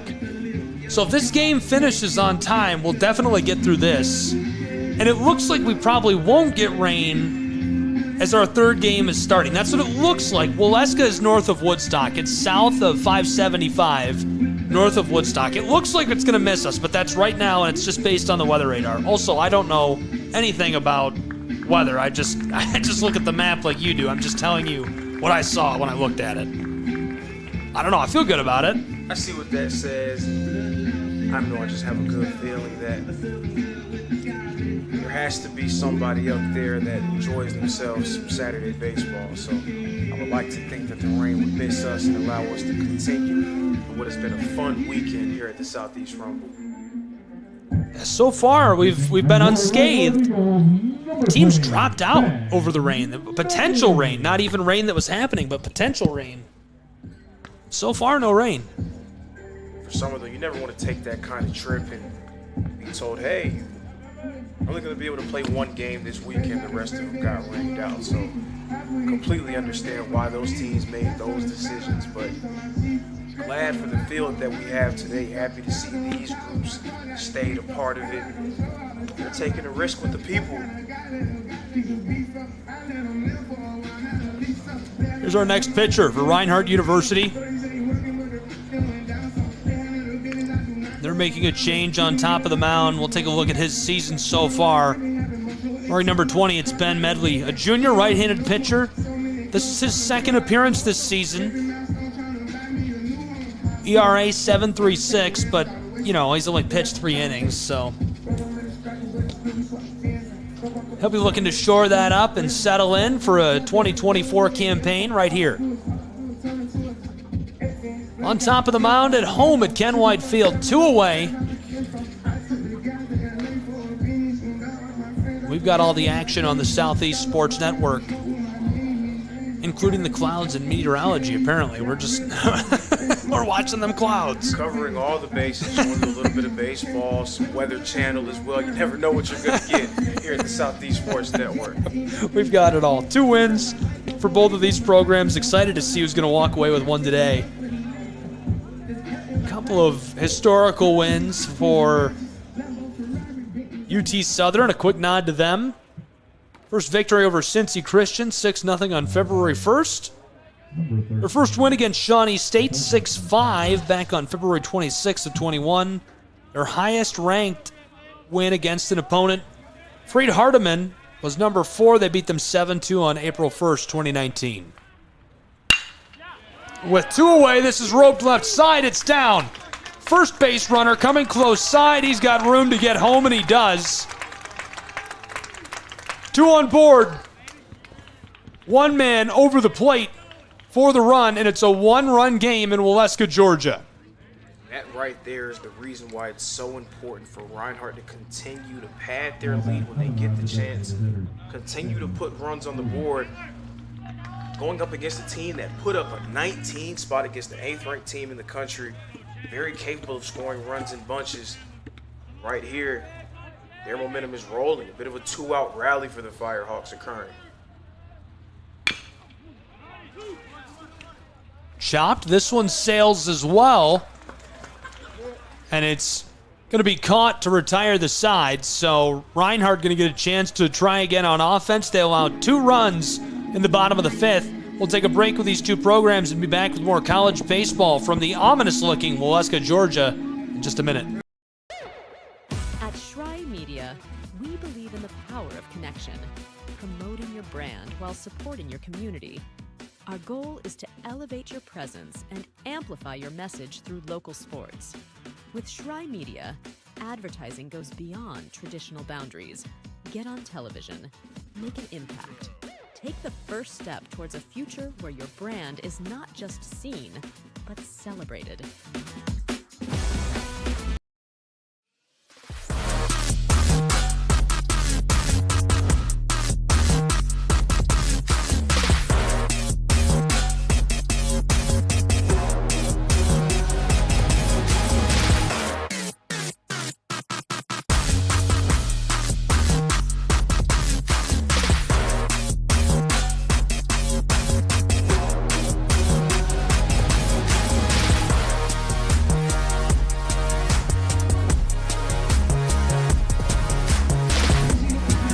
There's a look at a random Doppler weather radar, and that's right now. Around 5 o'clock, it looks like it might rain here.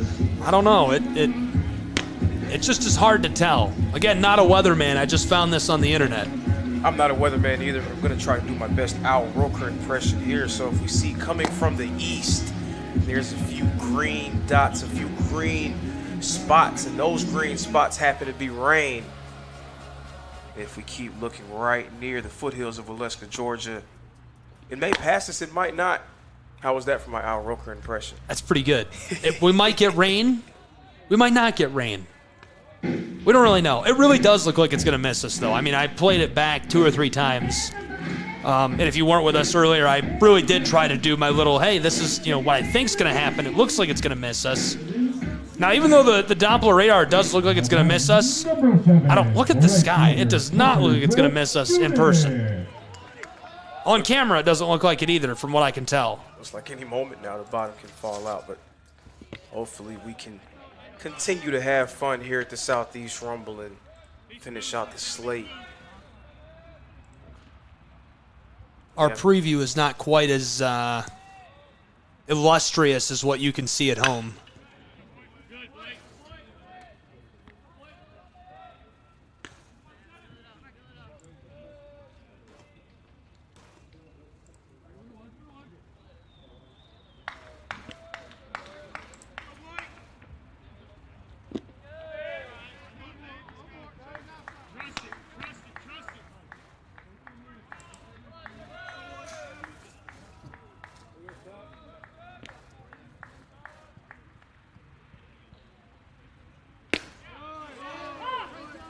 Pulled off on that. So an interesting note about the man on the mound for Tennessee Southern right now, Blake Birdsong. Birdsong appeared yesterday as a first baseman for the Firehawks and was extremely productive. Was 4 for 6 in their game against Cumberlands.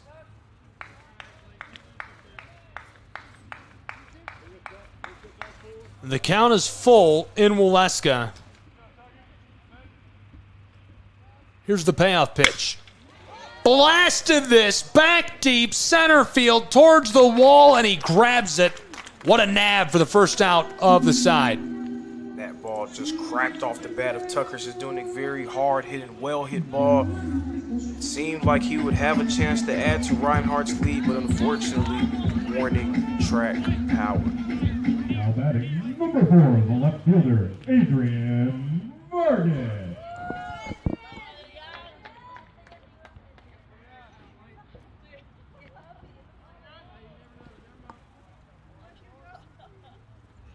One away now, Adrian Vargas at the plate. Adrian Vargas has been a walking highlight reel this weekend.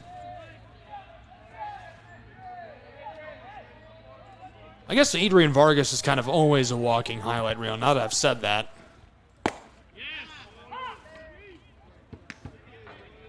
Another extremely capable player in Coach Burton's lineup.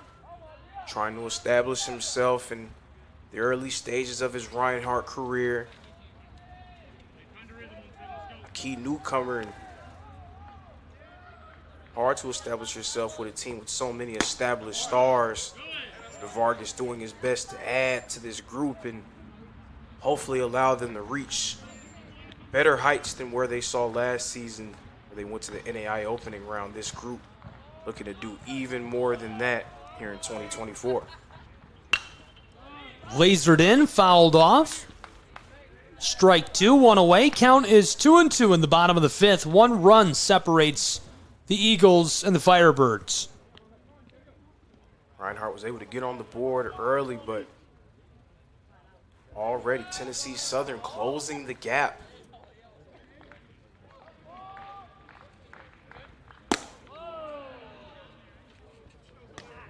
That was a scary pitch from Birdsong inside. That fills up our count here on the Southeast Sports Network with 1 away in the bottom of the 5th. The payoff pitch. Low, it skeeters into the batter's box, and he'll take a walk. As a batter, when you're facing a full count, you love to see pitches in the dirt because you know what that means. That means you're going to be able to make that free trot to first base. If you were thinking, maybe should I swing, should I not swing? Well, if you see it into the dirt before it reaches the plate, it makes your job easy. Nash Kroll, 4 RBIs today. 2 home runs this weekend. He's leading the charge for this Reinhardt group offensively. We saw that happen so often last year.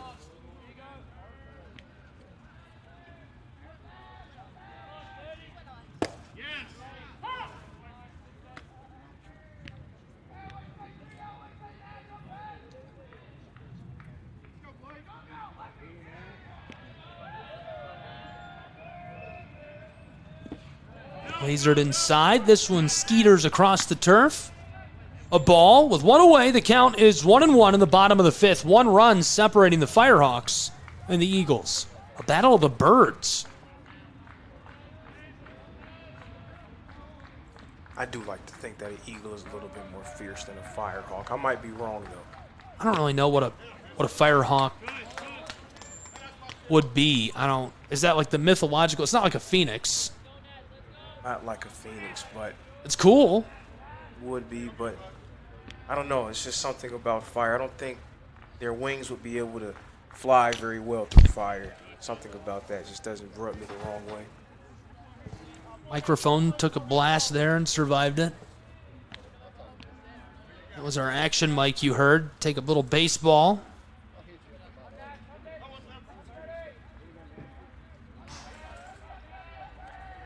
Nash Kroll looking to keep his hot streak going for Reinhardt.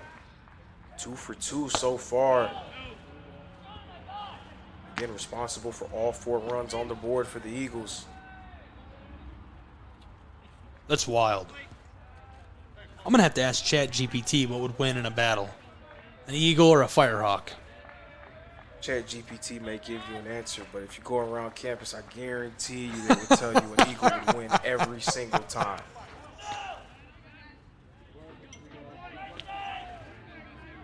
Count is full with 1 away. Live from Oleska, Georgia, nestled in the foothills of the Smoky Mountains. Big swing. Cash him out, send him to the dugout. Nash Kroll strikes out, second out of the bottom of the fifth. Almost unexpected with a guy who's so efficient at the plate. So efficient, so effective. But a nice pitch there by Blake Birdsong to get Kroll out, make him a little bit uncomfortable. Very aggressive at the plate, was able to get him to chase one. Now 2 men down.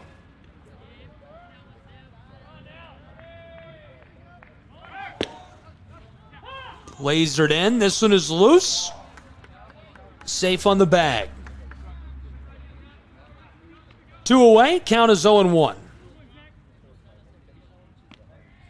Reinhardt, again, so many tremendous athletes, and they're not afraid to use their athleticism with aggressive base running.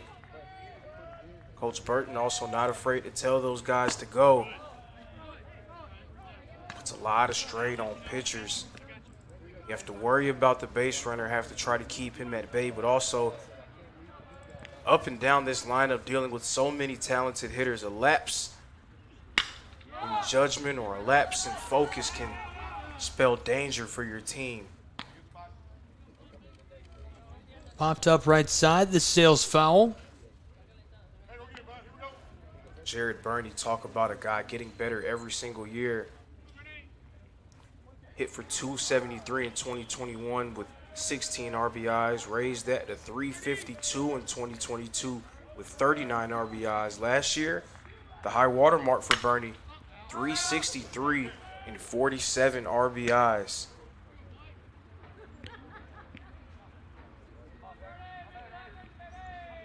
That's no joke, and he's collected quite a bit of hardware along the way as well. All-conference performer for Reinhardt. Expect to see him get some All-American buzz as well.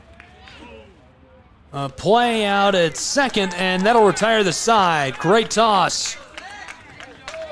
UT Southern and the Firehawks send us to the top of the sixth. Don't go anywhere. College Baseball, Southeast Sports Network.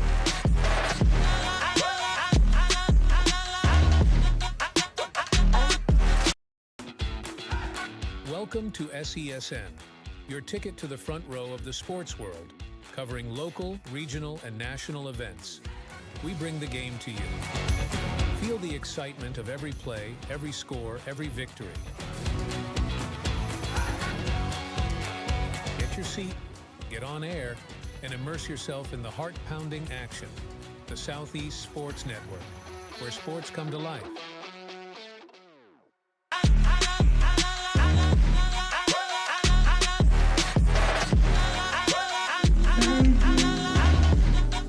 Welcome back to Oleska, Georgia. A one-run game, a close one, a fun one, and we've now officially made it to the top of the sixth. between the Reinhardt Eagles and the Firehawks of UT Southern. Thanks for being with us. College baseball, Southeast Sports Network. All the action. Gabriel Schrein, Lorenzo Robinson, hiding from the rain. We're in the press box just behind home plate. This one's been a lot of fun.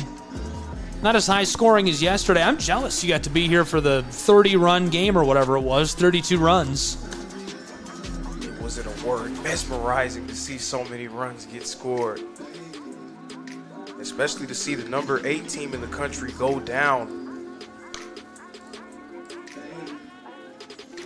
Look at our recap for the weekend. Started on Thursday with a doubleheader. UC Patriots beat Reinhardt, number 8 taking down number 23. Just 2 runs separating those two in that game, 7-5. That followed a Taylor victory over Baker, 4-2. UC Pats then beat Taylor to open up Friday, 8-5. UT Southern's Firehawks, 19-11 over the number 8 Pats. RU toppled Baker last night by 2 runs. RU won 4-0 in our first game today. Right now they lead by 1 run over the Firehawks of the University of Tennessee Southern. A lot of power behind that. Zach Hayes currently at the plate for Tennessee Southern. And he appeared in 31 games last year, had 90 plate appearances, struggled a little bit at the plate, hit for 133, 12 of 90. Right now this season, searching for his first hit.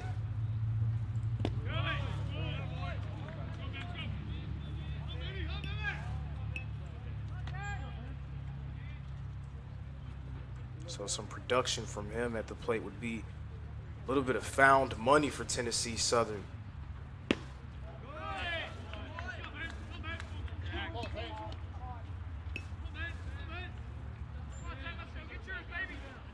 He's ahead in the count, 3-1.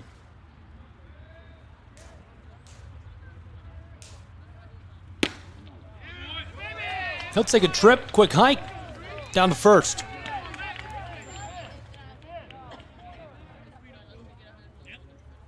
Great plate discipline from Hayes. Getting a man on base with Landon Rogers, the consistent Landon Rogers, coming up to the plate for the Firehawks. The righty 1 for 2 today. We'll see what the center fielder can do on this trip. The bottom of the batting card, he's the 9th man. Chops it, big bounce, left side. The outfielders got it, and so these two will stay put, but both on board, 2nd and 1st respectively. So initially off the bat, it appeared to be a chopper, a ground ball that Bernie would be able to collect and potentially turn into a double play, but it took a awkward bounce through that gap. Landon Rogers again getting on base, his 2nd hit of the game.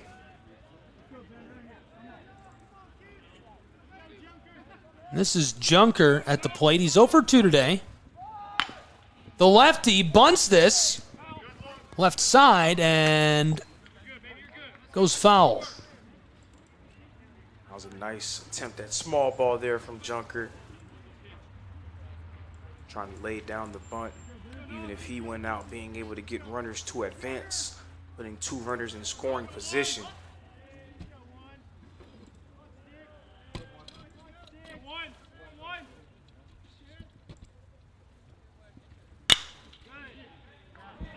Floated off left side, goes foul.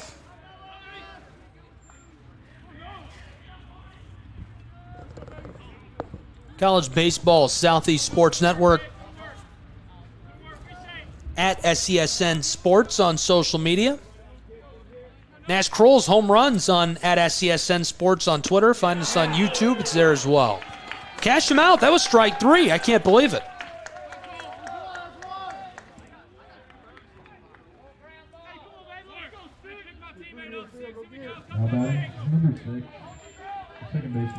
Junker followed by Barnett, the righty, who's 0 for 2 today.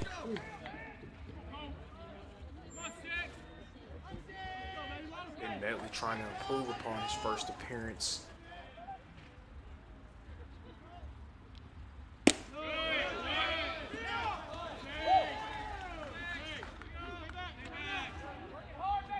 bit of a rough go of it. Reinhardt's loss against Tabor on February 2nd. Surrendered about 7 hits across 3 2/3 innings. But a pick attempt is successful there from Metley, and that's where to get some momentum going your way. No kidding. So that unloads one man who is on board. Just one left, out at second, 2 away. Heads up play there by Ben Metley, noticing the man off the bag at first base.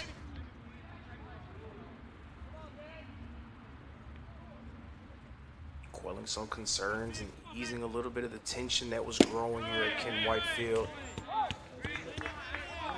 With 2 away, count is 2-0. McCarthy on deck, the shortstop, who's 2 for 3. Obviously, if you got the lefty who's hot today, you'd rather him follow a couple of guys with somebody on board than have him lead off.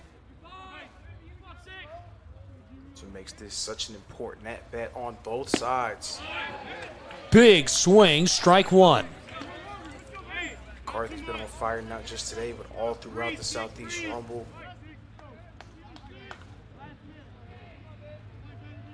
Give him a chance to have 2 men on base. Things can get dangerous. Another big swing. Count is 2-2 with 2 away. Obviously, Metley wants to slam the door shut here and not allow that to even be an option.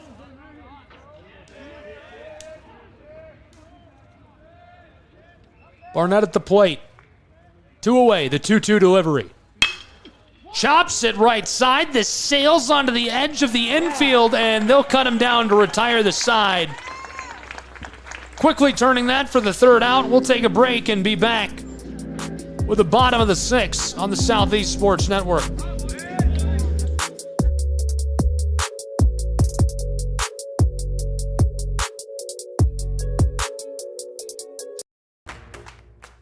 Join SESN for an unmatched sports experience. Dive into the world of game highlights, real-time updates, and electrifying coverage. With SESN, you're not just watching sports, you're living them. Be the first to know, the first to see, and the first to share every big moment. The Southeast Sports Network, where sports come to life.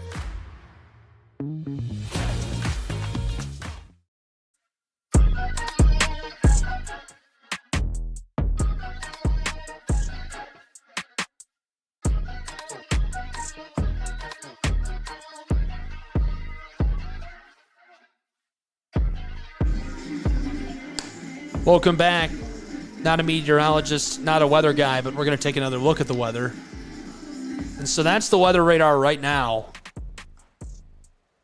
And as you can see, it's looking clear. This is previously, there's a little bar at the bottom that shows the time. As it gets closer, that's right now.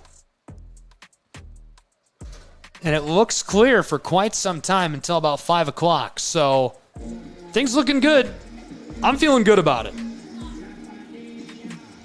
Welcome back to Waleska, Georgia. Gabriel Schrei, Lorenzo Robinson. That's a look at our weekend recap. The winners in the first 2 days, first Taylor, then the Patriots of the University of the Cumberlands. They win on Thursday night. They win the early game on Friday. Tennessee Southern beats the Patriots in the middle game on Friday. Reinhardt topples Baker last night. They also won to lead us off today in the Southeast Rumble.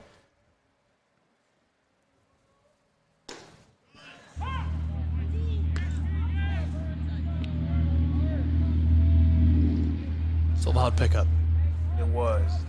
You hear that reverb from all the way where we are. Bunted right side, a race down the baseline, and he gets it.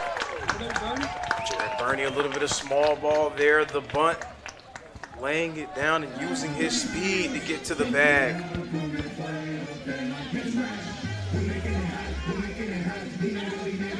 That's impressive. I think the Firehawk fans thought they got him.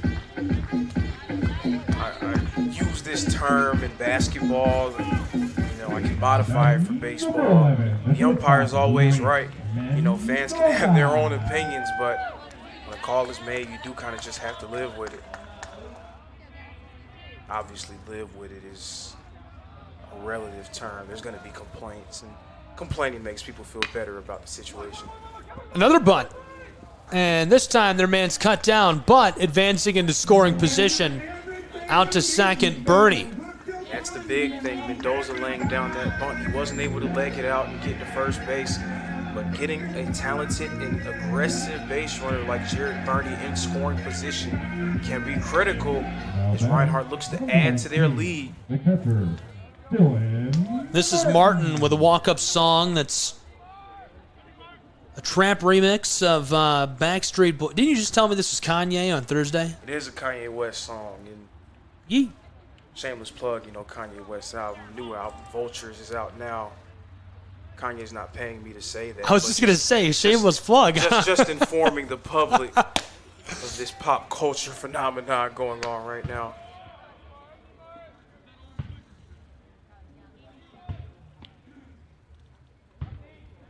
I must admit, though, I heard the remix before the original. Really? I did. I'm old enough that I heard the original.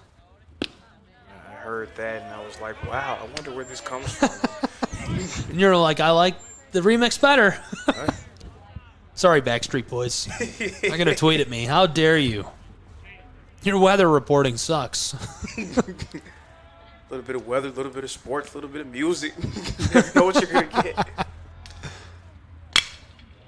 Blasted left side towards the wall, and 2 away.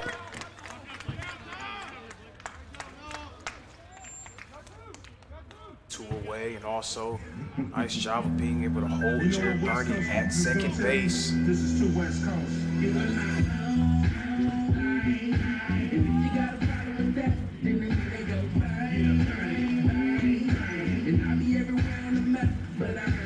Castro followed Martin in the batting order previously, but a change to Dylan Lewis in that 9 spot. This being our first chance to see Dylan Lewis today. Look at what Dylan Lewis was able to do last season for Reinhardt. In his first year with the program, 2023, hit for 306 across 160 at-bats, 12 home runs, 44 RBIs. A lot of those hits coming in clutch situations for Reinhardt as well.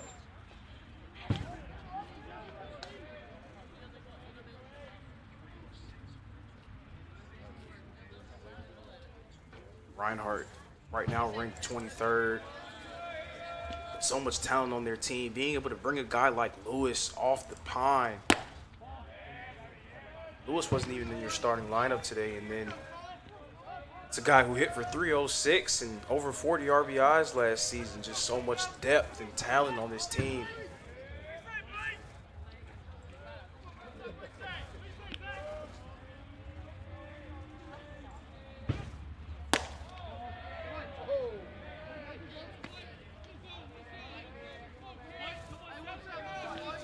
Two away, count is 3-1.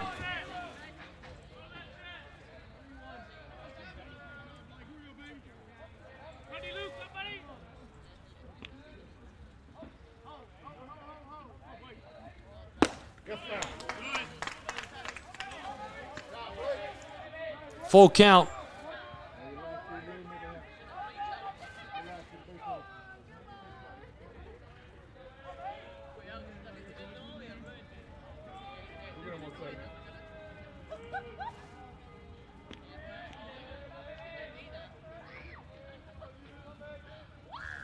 The payoff pitch.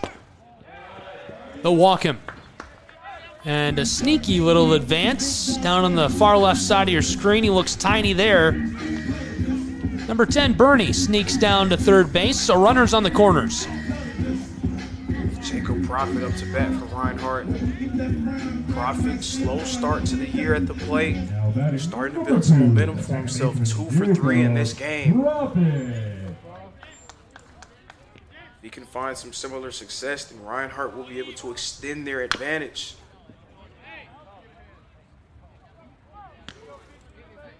Again, we're talking about a team in Tennessee Southern.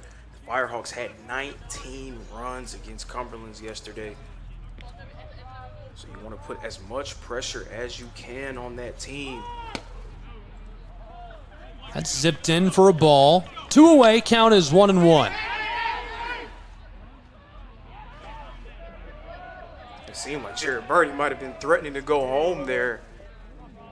You can hear the reaction from the Tennessee Southern dugout trying to get the attention of Hayes and telling him, hey, get your head on the swivel, he's coming.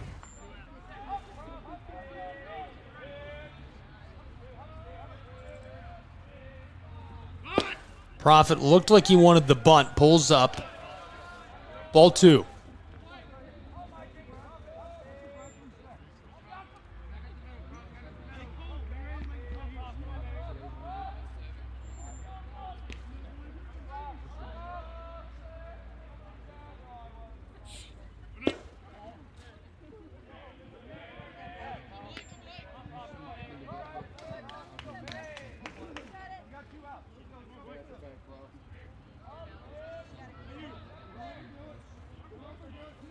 Two away.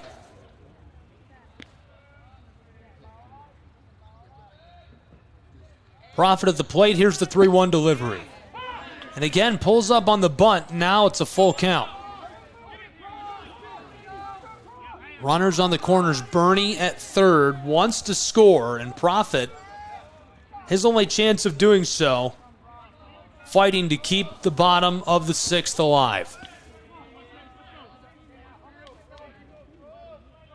The payoff pitch. Chopped left side, roping to the edge of the infield. He lost the ball. And just like that, Reinhardt extends their lead by a run with a little bit of luck. What a score for the Eagles. Critical error there from the shortstop, McCarthy. Can't make mistakes like that against teams as good as Reinhardt.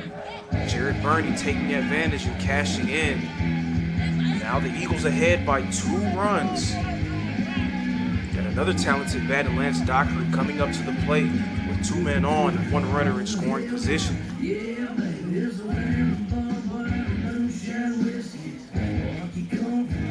Now batting number 15, the center fielder, Lance Dockery.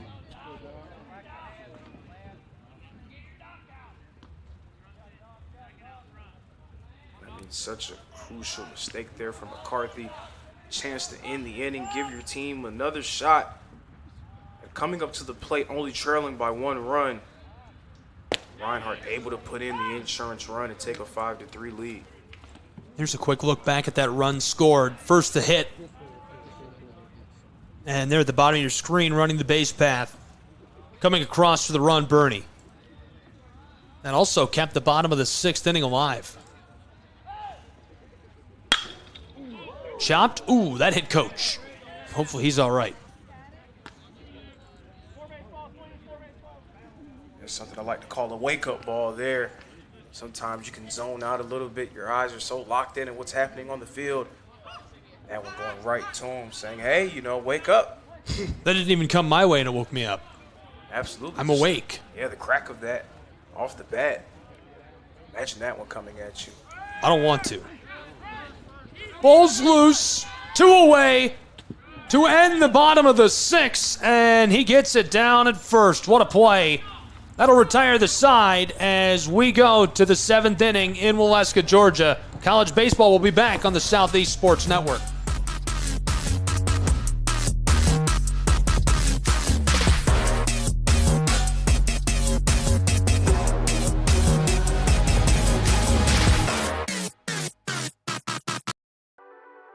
The Southeast Sports Network, your free ticket to front row sports action. From heart-pounding football showdowns to thrilling basketball games, experience every moment live, all from the comfort of your home. Your favorite athletes, broadcast in real time and on demand. It's not just streaming, it's your front row ticket to the best of Southeastern sports. And the best part? It's absolutely free. Don't miss a moment of your favorite teams. Join us now at the Southeast Sports Network. The Southeast Sports Network, your front row ticket to live sports.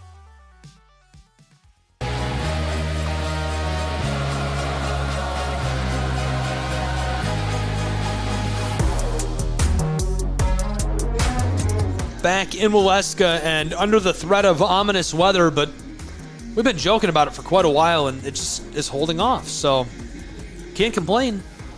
If you can escape the weather, you can escape the weather. We've escaped the weather in the Southeast Rumble so far. The Firehawks, University of Tennessee Southern, Eagles, Reinhardt University, all on the Southeast Sports Network. I'm Gabriel Schrei. Lorenzo Robinson is here with me.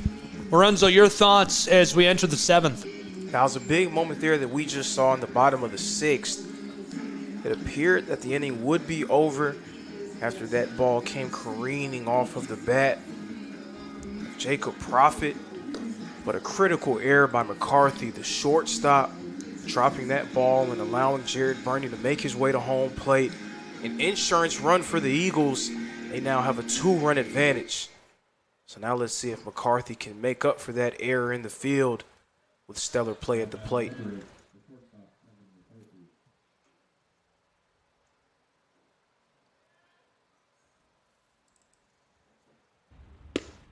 That's dropped in. A little bit of heat on that one.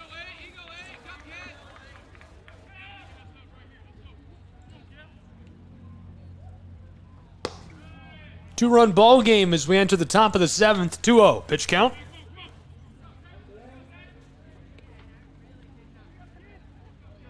Badley remains on the mound for Reinhardt. Was strong in the last inning against Tennessee Southern.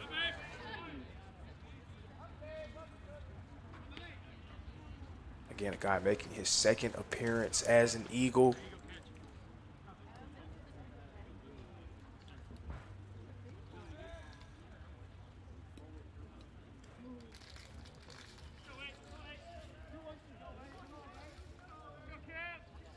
Tall task for him, trying to slow down the hot bat of McCarthy. This one roped out to center field, and he's easily safe. McCarthy goes from 2 for 3 to 3 for 4. Can't even be considered a surprise to see that happen, especially with the way that he's been hitting all throughout the Southeast Rumble. Now batting number 34, the first. Again, so spectacular for Tennessee Southern in their game against Cumberland's 4 for 5. Now 3 for 4 against Reinhardt. A few big performances against ranked foes.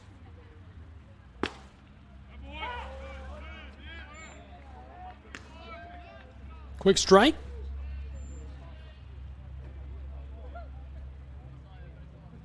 We talked a little bit about the importance of the Southeast Rumble for the teams, but also for the players of these teams, being able to see how you stack up going up against these ranked opponents, going up against some talented pitching. I feel like if you have a strong and standout performance at the Southeast Rumble, then that can mean good things for the rest of your year.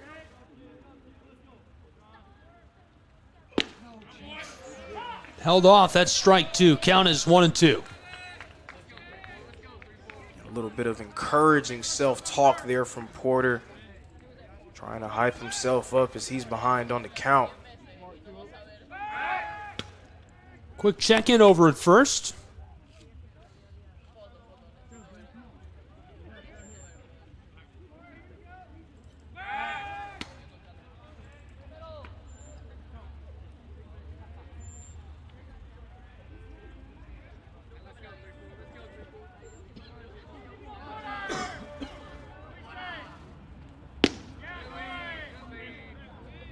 That was low. Ball 2. No outs in the top of the 7th. The Firehawks trail by 2 runs on the road. Part of the Southeast Rumble this weekend. We've got all the action here on SCSN. Thank you for being with us. Gabriel Schrei, Lorenzo Robinson. Here's the 2-2. Chopped left side. Stays fair. Looking to turn the double play, and they will. 2 away. Tremendous play there in the field from Jared Burney. We've seen him make so many plays just like that one in the field. Right there, able to turn 2 for the 5-4-3 double play. Batting number 2, Cannon. And we'll steal a look back at that. This is a replay you're seeing of the double play being turned first to second, then to first. Just really a great play. Reinhardt 2 away. Top of the 7th.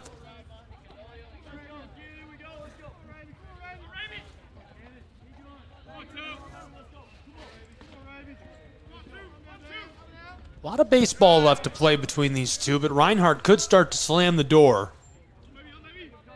The urgency growing for Raby and Tennessee Southern's Firehawks. This is the righty. He's 0 for today, pinch hitting.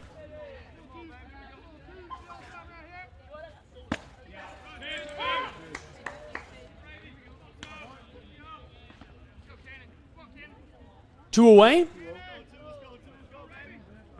Already had 2 balls before the strike. Here's the 2-1 delivery.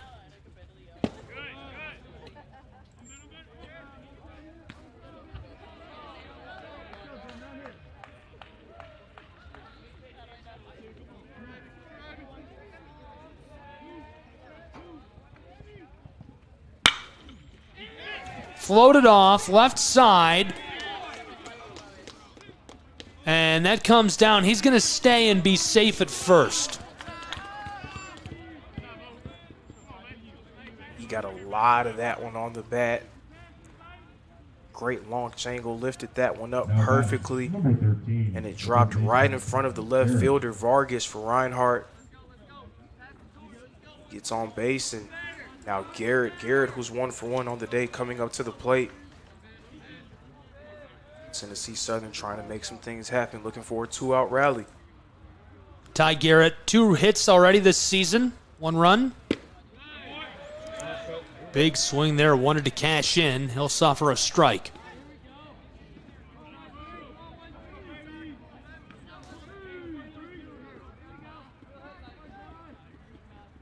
Two away in the top of the 7th. He's down in the count early. Another big swing. Garrett leaving it all on the table.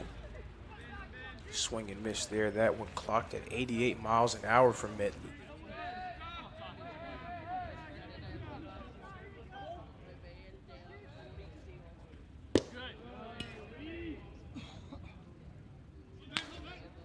Dropped in for the ball with 2 away.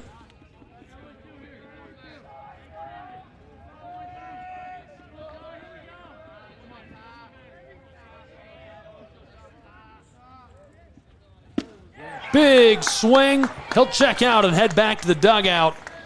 We retire the side and head to the bottom of the 7th in Waleska, Georgia. We'll be back with more college baseball in just a moment on SESN. Don't go anywhere. At Shry Media, we believe in the power of connection, promoting your brand while supporting your community. Our goal is to elevate your presence and amplify your message through local sports. With Shry Media, advertising goes beyond traditional boundaries. Get on television. Make an impact. Take the first step towards a future where your brand is not just seen, but celebrated.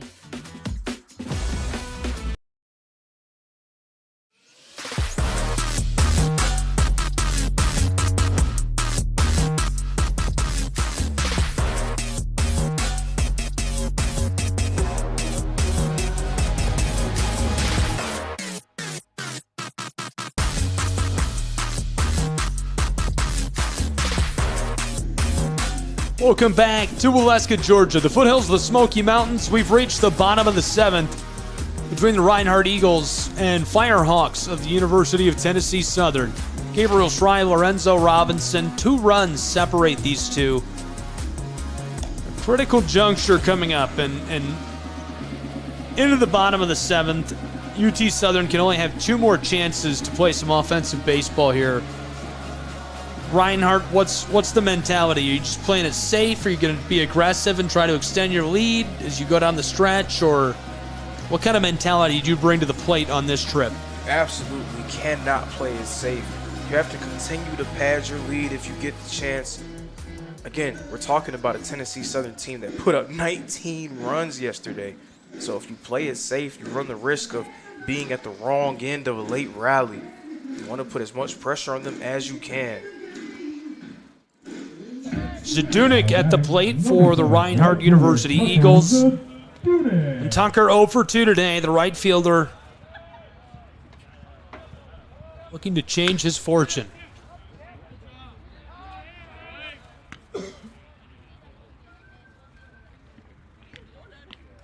First take at it is fouled off. Eagles currently holding a 2-run advantage without much production from Zadunik so far in this one.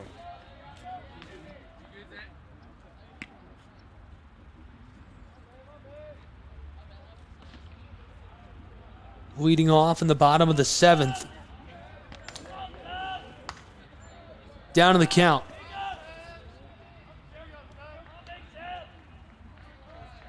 The 0-2 pitch. Popped up.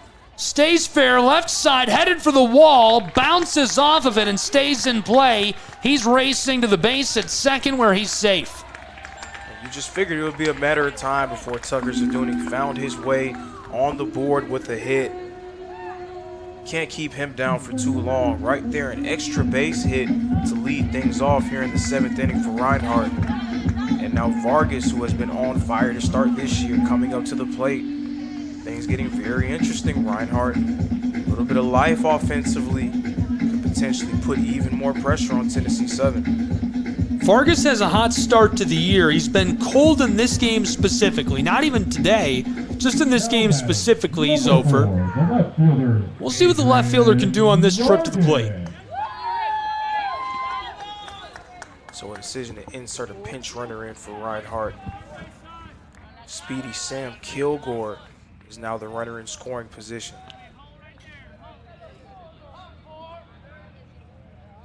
Vargas at bat. Showing bunt, pulling up. Crowding in on him in the infield.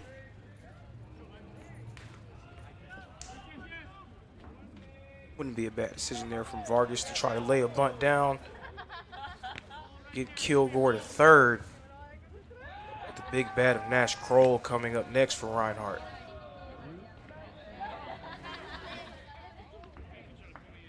Big bat is a very appropriate description. Kroll has been a tank today for Reinhardt. This weekend he's been a tank. Vargas chops this left side. It's down, rattling towards the fence. Runners on the corners for the Reinhardt University Eagles, just like that, with none away in the bottom of the 7th. Vargas quickly establishing himself as a force to be reckoned with within this Reinhardt lineup. Again, coming up with a huge hit for the Eagles. 2 men on base with Nash Kroll coming up to the plate.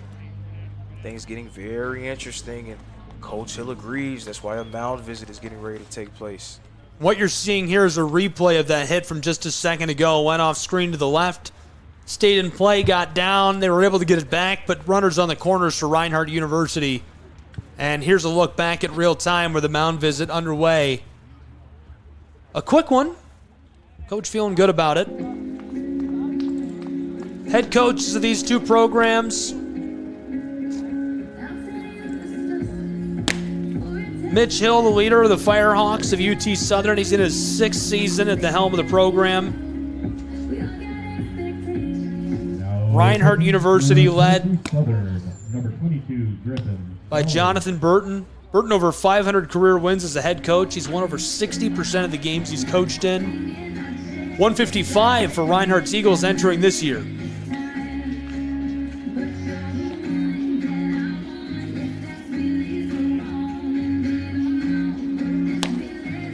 That win against Cumberland's was huge yesterday. Number 8 in the nation. UT Southern's Firehawks came through with a big dub, 19-11. We've been talking about that a little bit all day, but that's a crazy victory. Big time upset against a team that's top 10 in the country right now, and also a group that only lost 9 games a year ago. They went 49-9. So picking up an early loss here at the Southeast Rumble, an early marquee victory for Tennessee Southern. They have to feel good about where they could be headed going forward this year.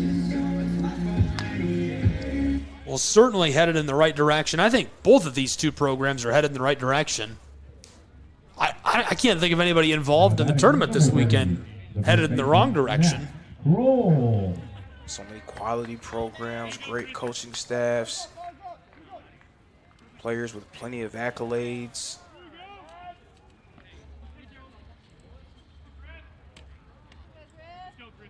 This is Nash Kroll. He's 2 for 3 today. The first baseman has been crushing it all weekend long. Right up the middle towards the mound. A last split-second decision of play at the plate and one away.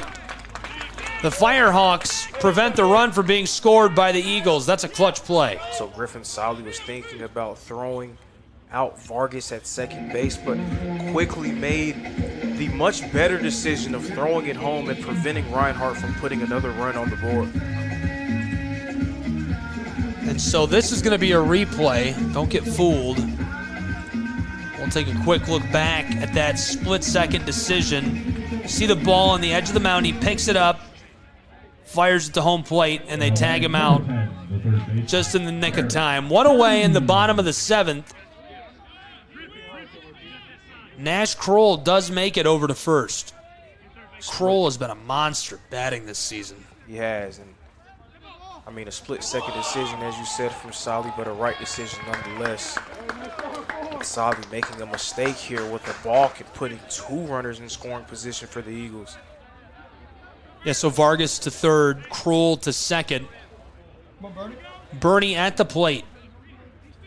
1 for 2 today, the righty third baseman. Mistakes like that can be so debilitating going against a team as talented as Reinhardt. You have to cut down on unforced errors. You can't make mistakes.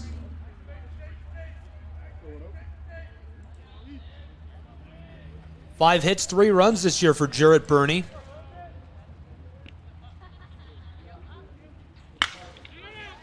Chops at that, fouled off, strike 2. Burney is threatening to score and cushion a 2-run lead in the bottom of the 7th. In our middle-of-the-day game in the Southeast Rumble, our third game is supposed to start in about 7 minutes. Not happening. Up the middle, grabbed on top of the mound, and that will retire another man away, 2 away. So Solly learning a little bit from that last experience that he had on the previous at-bat. Didn't even turn to second base, didn't even turn anywhere else. Tried to hold the runner Vargas at third, and once that was completed, nice job of calmly getting the out on Jarrett Burney at first. The shortstop, Luis Mendoza. The righty, 1 for 2 today.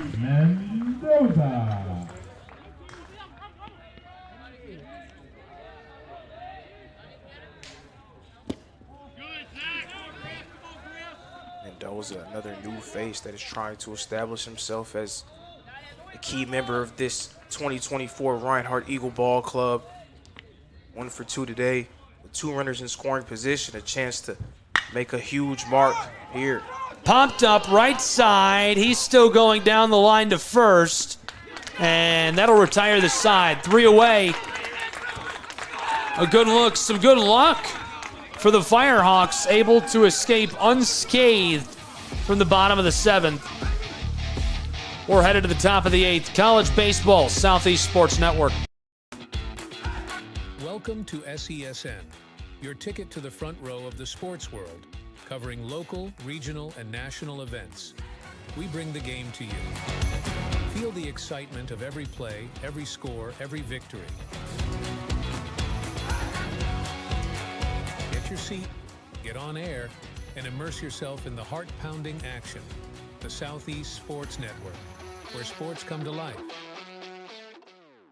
The coach's name, because I have the same notes for Baker and UT Southern, but they're for UT Southern, so got lucky. Just reading that the whole time. Yeah, UT Southern's been great. UT Baker University. Also, I called Baker University Baker College on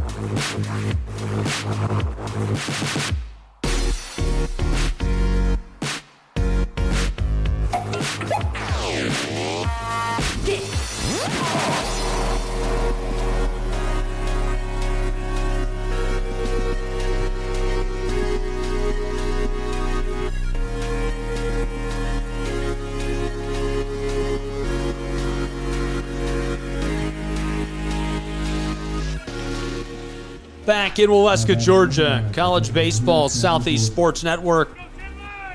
The Firebirds working to dig out of a little hole. They've got a big shovel. We'll see what they can do. Top of the 8th. Smacked right up the middle. He's safe at first. That one bounced right off the mound. Metley was not able to recover it, and then it leaks in the center field. Nice lead-off play there.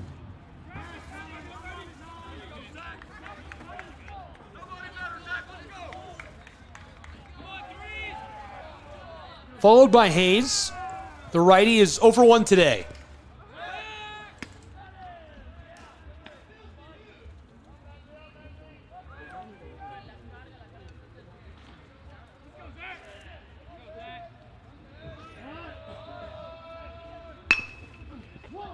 Hayes shows bunt. Hayes goes bunt. 1 away. Hayes laying down the bunt there, but getting Jordan in the scoring position with that 1-2 punch of Rogers and Junker now coming up. Now batting number 25, the center fielder, Landon Rogers. And Rogers has been so good so far in this game, 2 for 3.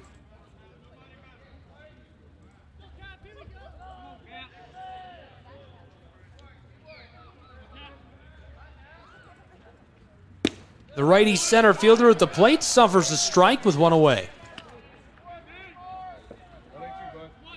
So this is the first time that we've seen in Metley's time on the mound thus far that he's been in any real trouble.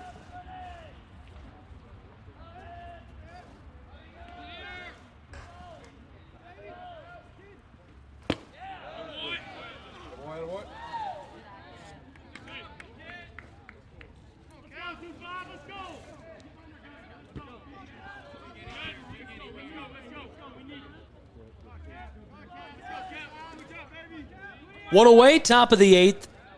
Here's the 1-1. Held back on that, strike 2.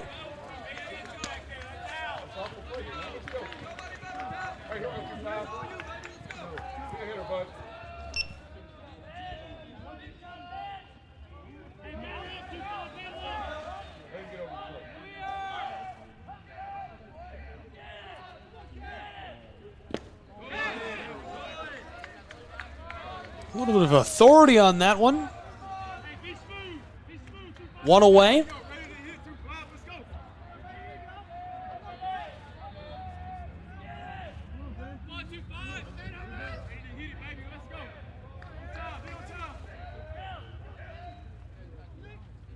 Zipped in down the left line, and it sails foul. Count remains 2-2. Rogers staying alive in the at-bat, putting more pressure on Metley.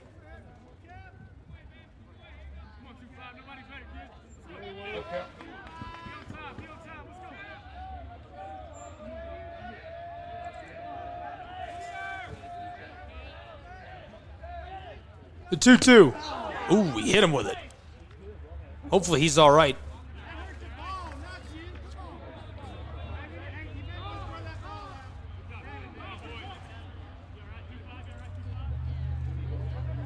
And he says he's all right as he makes his way down the line.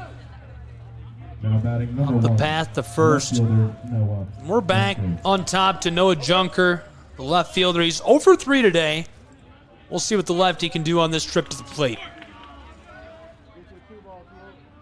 0 for 3 today, but guy who hit for .421 last season.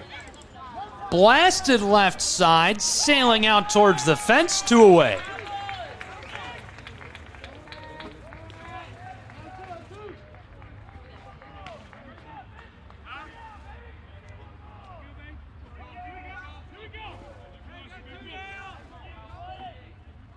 Taking his place at the plate, Barnett. He's also 0 for 3 today, second baseman.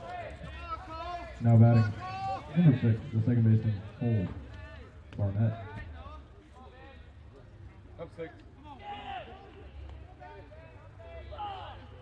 2 away, Reinhardt looking to retire the side as there's a big swing for strike 1.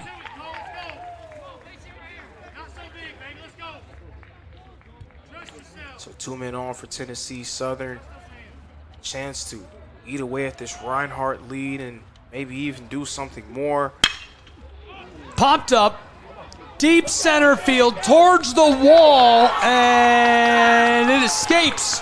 There's 1 run, now 2 for the Firehawks. We're tied at 5. What a way by Barnett. And as you see, he did a little Eagle celebration, or maybe it's a Firehawk, but nice shot by Barnett there to put himself in a position to help his team tie the game up at 5 runs apiece. Big time RBI double.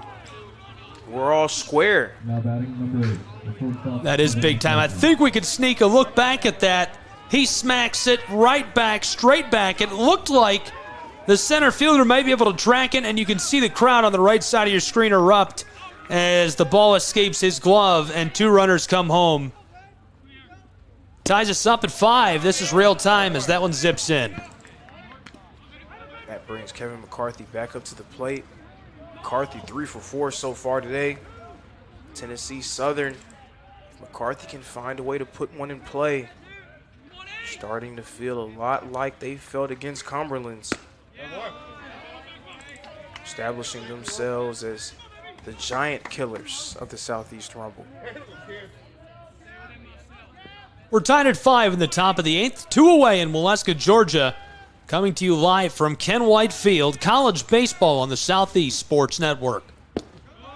That one's dropped down low outside, ball 3.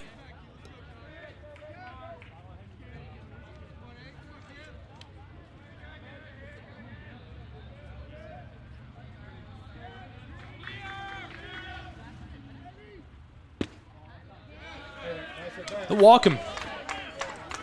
Little trip down the line for McCarthy. 3 for 4 today, so probably a good business decision. Precisely just that. If McCarthy was able to get one in play, then you can chalk it up as a lead for Tennessee Southern. Still, anytime there's 2 men on base, it can be very dangerous, especially facing a guy like Porter, who just got his first hit of the game in his last at-bat.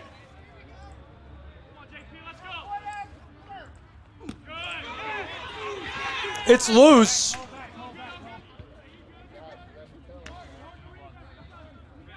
Both go back.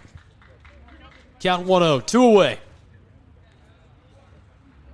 If you want to know the effect that this lineup can have and how talented they are, even in a quote-unquote down offensive performance, 5 runs, 11 hits.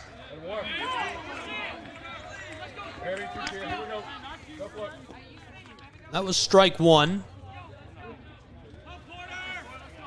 Porter got his first hit last time out, as you mentioned, but 1 for 4 on the day, so he would be looking to turn things around. And he might have done just that as it clatters off his bat, but the barrel doesn't give him the power he needs to turn it into much more than just a quick hit up to the mound. That'll retire the side and take us to the bottom of the 8th, where the Reinhardt Eagles are tied up with the Firehawks of the University of Tennessee Southern. College baseball, Southeast Sports Network. Join SESN for an unmatched sports experience. Dive into the world of game highlights, real-time updates, and electrifying coverage. With SESN, you're not just watching sports, you're living them. Be the first to know, the first to see, and the first to share every big moment. The Southeast Sports Network, where sports come to life.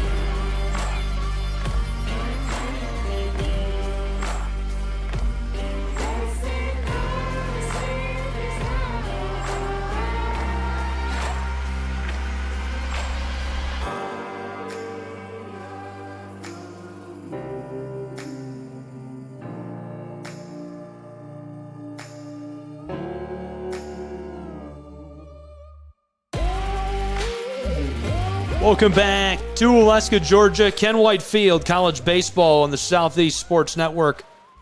Thanks for being with us. Gabriel Schrei here. Lorenzo Robinson with me. Thrilled to have you along for the ride.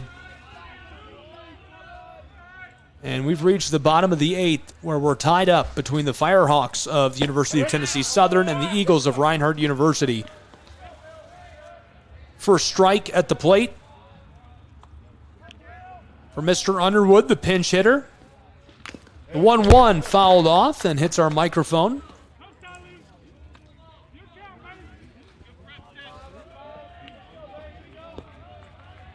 I might have to move that back from the netting a little bit. That seems like a pretty obvious decision, doesn't it? Seems real dangerous.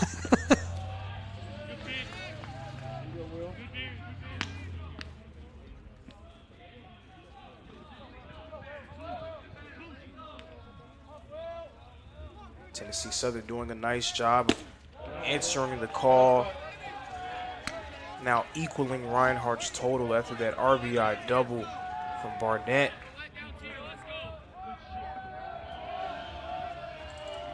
Count is full. Payoff pitch fouled off. Underwood staying at the plate. First batter in the bottom of the 8th.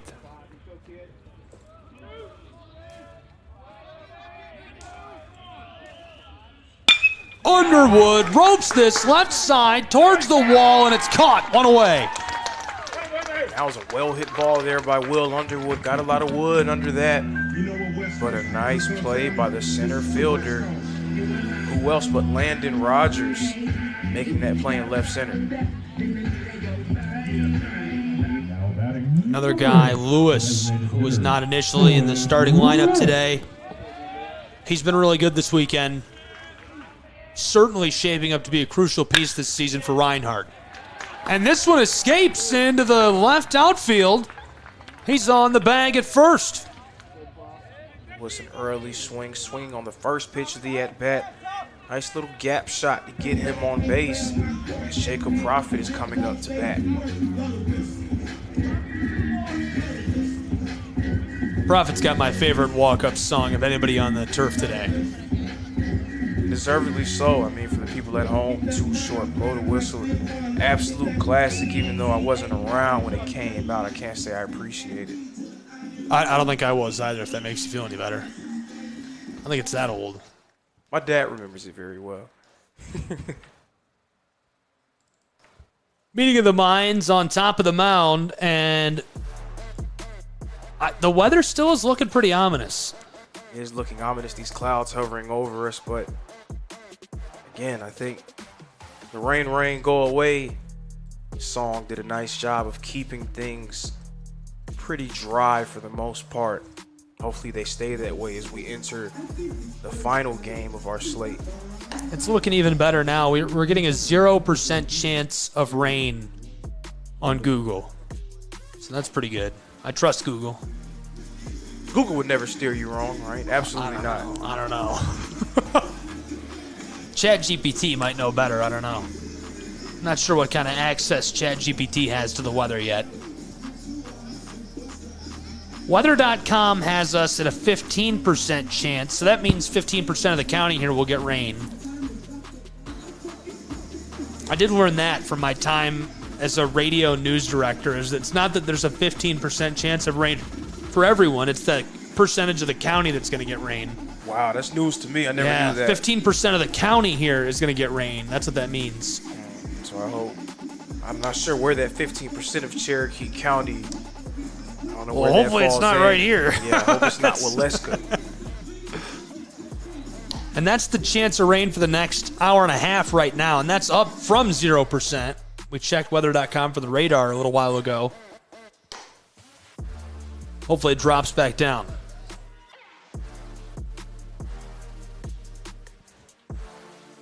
Ready to get back underway in Waleska, Georgia. Jacob Prophet to the plate for the Reinhardt University Eagles.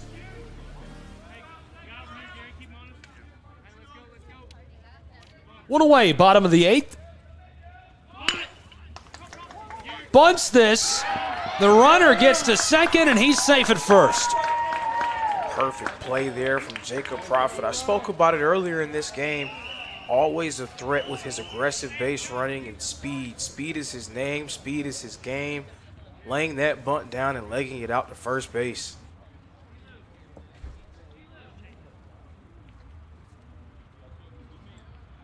He's followed at the plate by Lance Dockery. Dockery's 0 for 3 in this game. He's been quiet, but if you followed this Reinhardt Eagle team over the course of these past few years, then you have to feel like Lance Dockery is due to make something happen here in the bottom of the 8th inning. Now batting number 15, the center fielder, Lance Dockery.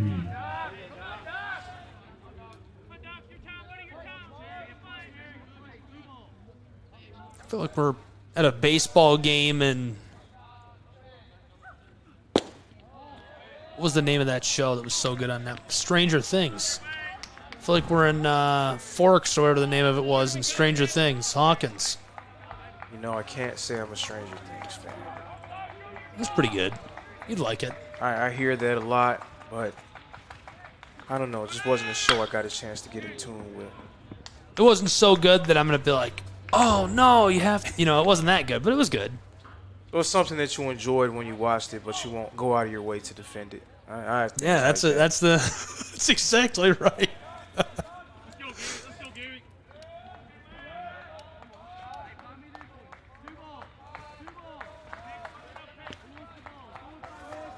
Dockery with 1 away, 2 on board, the 1-1. That was tight on him, so ball 2.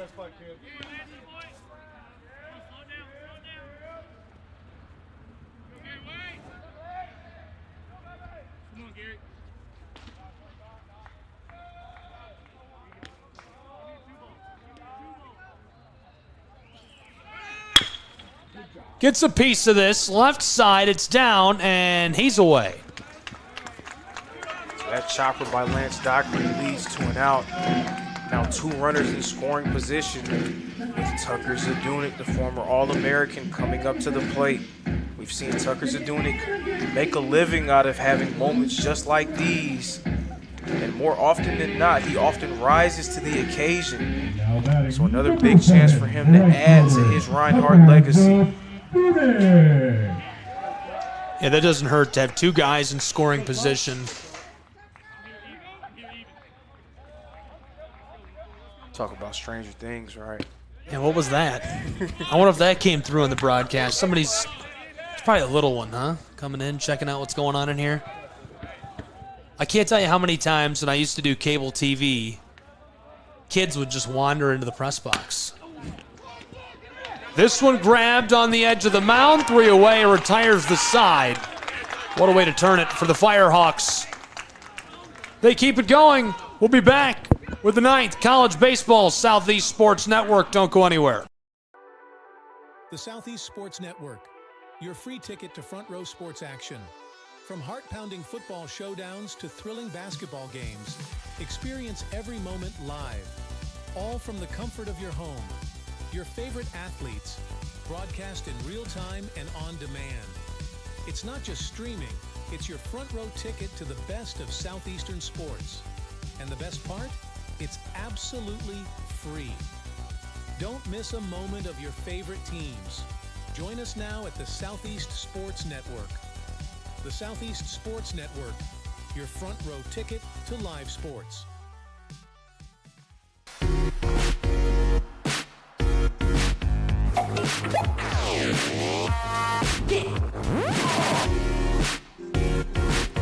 There it is, top of the 9th. 1 inning left to go. Well, maybe. We might get some free baseball in this one. Waleska, Georgia. Reinhardt University playing host to the University of Tennessee Southern. Firehawks Eagles. We're tied at 5. Firehawks are looking to stage and maintain a comeback. Can they do it, Lorenzo? Well, I feel like I'm obligated to say they won't be able to as a student at Reinhardt University. But taking off my Navy and gold-tinted glasses for a second, and you have to believe that Tennessee Southern is more than capable of staging a comeback, especially with the way that we saw them in a similar situation against Cumberland's yesterday, and that when they were tied up 11-11 going into the 9th inning, and they put up 8 runs. So this team more than capable of putting up a huge inning and then shifting all of the pressure to the home team.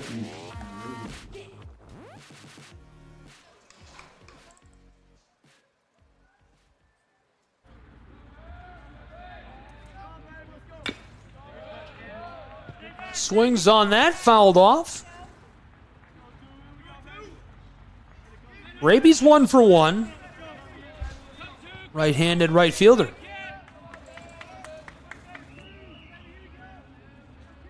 The 0-1 pitch in the top of the 9th. Blasted left side. This is down towards the left fielder, and he's safe at first. So if you're going to have a big 9th inning, it's a heck of a way to start. Gap shot there by Raby to get him on base. Number 13, the third baseman, Ty Garrett. Now we've got the righty who's 1 for 2. Third baseman Ty Garrett at the plate.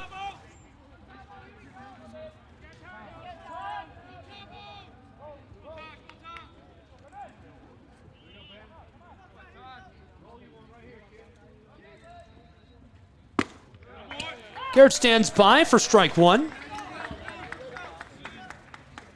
Coach Burton leaving Medley in the game, trusting him in this big spot.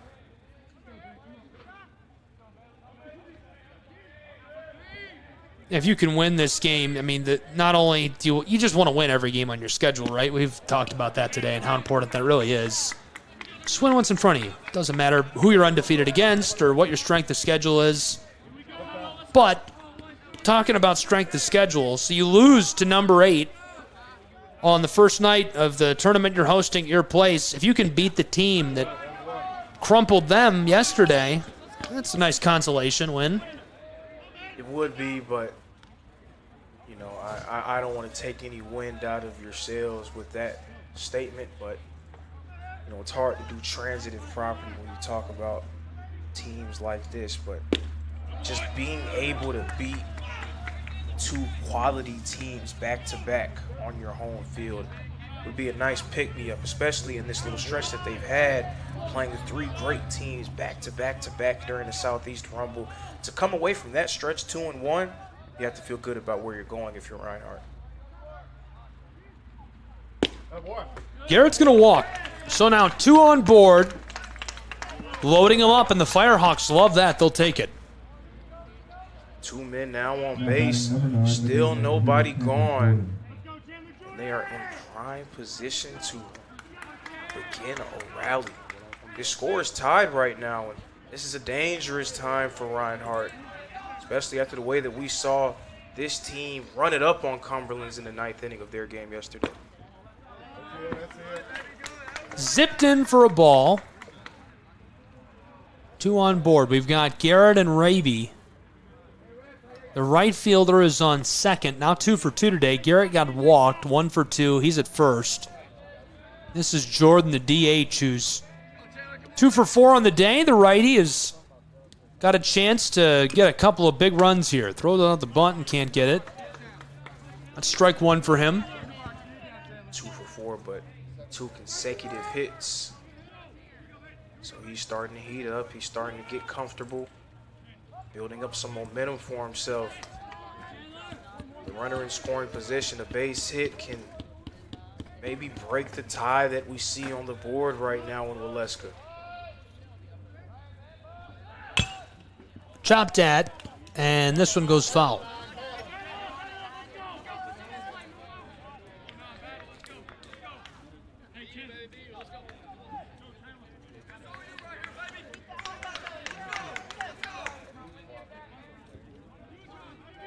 You don't want to hit this in a position where you can be the victim of a double play, especially with the fielding talent at Reinhardt's disposal.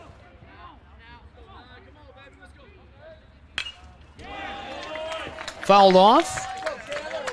Remains strike 2. None away, 2 on board for the Firehawks. We're in the top of the 9th. Scoring started with 3 RBIs from Nash Kroll. Barnett responded, grounded out to the shortstop, but Rogers scored. Then Kroll doubled to left field. Zadunik scored. McCarthy doubled to right, and Junker scored as he's cashed out. That was a nasty pitch from Bentley to secure the strikeout as well.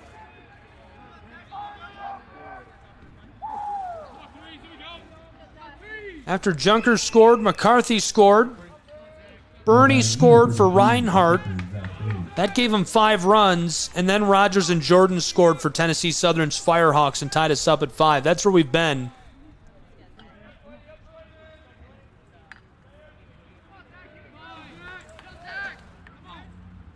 Zach Hayes at the plate. 0 for 1, the righty catcher.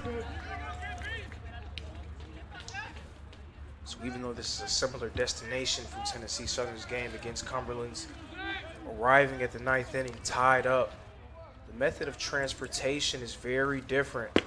In that game against Cumberland's, Tennessee Southern jumped out to a 10-0 lead over Cumberland's in the 4th inning. It seemed like they were going to run away with it, and then Cumberland's put up 6 runs in the bottom of the 4th and kept themselves in it, steadily climbing to the point where it was tied 11 runs to 11. Obviously, Tennessee Southern was able to finish the job with 8 in the 9th.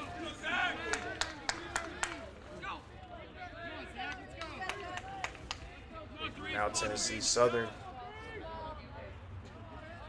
they're chasing down Reinhardt, and now they've caught up to him. Will they be able to finish the job? That was ball 3 with 1 away in the top of the 9th.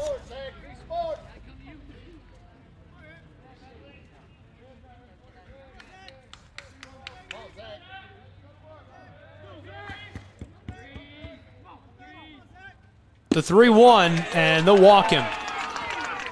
So that does the improbable, and what Tennessee Southern has to be thrilled about, it loads the bases. It does load the bases with Landon Rogers coming up to bat. I figured that there would be a mound visit with Coach Burton and believed that there would be a pitching change happening. Medley gave them some good innings. Now looking to move to someone else in order to get out of the jam. Landon Rogers, 2 for 3 today, the center fielder, a righty. Loaded bases for the Firehawks of Tennessee Southern. Anything here builds up quite the hole for Reinhardt University's Eagles. Anything like a base hit, a sac fly, I mean, there's just so many possibilities that you have in order to take the lead. And if you can take the lead, you would put so much pressure on the Eagles in that bottom of the 9th inning.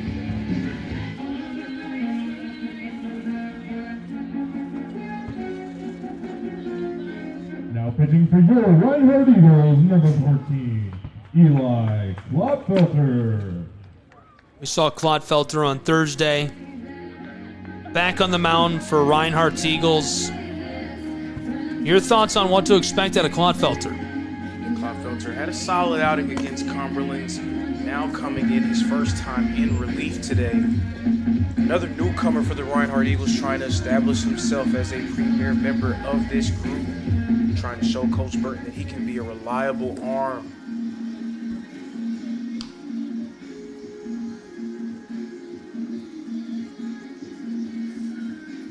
And what a time to show it. I mean, this is such a big spot for him to be in. Bases loaded, just 1 out here in the top of the 9th inning. Score being 5-5. Klotfelter being asked to keep Tennessee Southern at bay. Give the Eagles a chance to breathe a sigh of relief heading to the bottom of the 9th. Well, the pressure is on, I feel like, for both programs. Any scoring at all here puts Reinhardt, they're back against the walls. The Eagles would love to turn any type of play. Absolutely, and pressure on both programs, yes, but there's always pressure on the team that's probably expected to win coming into the game. Reinhardt being ranked at number 23, definitely the team that if you would look at a line anywhere, you would see that Reinhardt would come in as the favorite. A lot like that game against Cumberland's where Tennessee Southern played with an ease, they played free, they played pretty loose in that game, going up against a top 10 opponent. You can tell that they put a lot of pressure on them and made them very tight as that game continued. Maybe Tennessee Southern doing the same against another ranked opponent. Rogers with a big swing. That's strike one. With one away, count is 1-1. Bases are loaded in Waleska, Georgia. We're tied at 5 runs apiece. Coming to you live from Ken White Field, Southeast Sports Network. That drifted a bit. Ball 2. Last thing you want to do is walk Rogers, because if you walk him, then that's a free run that Tennessee Southern has. The 2-1. Big swing for strike 2. Aggressive hack there from Rogers, but it gets nothing but air.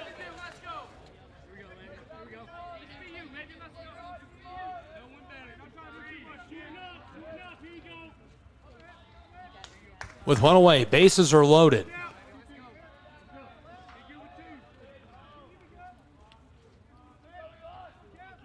The 2-2. That fills our count.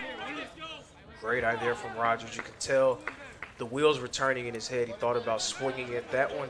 Thinks better of it. Able to work his way into a full count.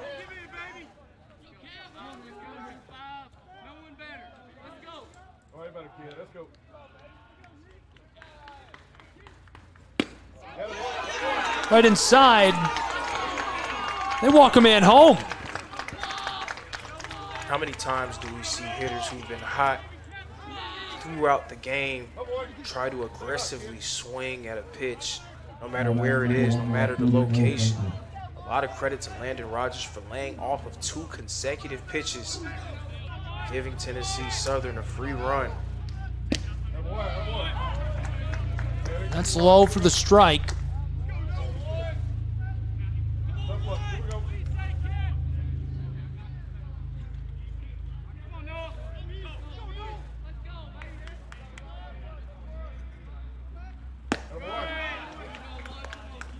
Bit wide, ball 1. So now do you have to think is Clotfelter feeling the pressure a little bit coming in? It's such a dangerous moment for the Eagles.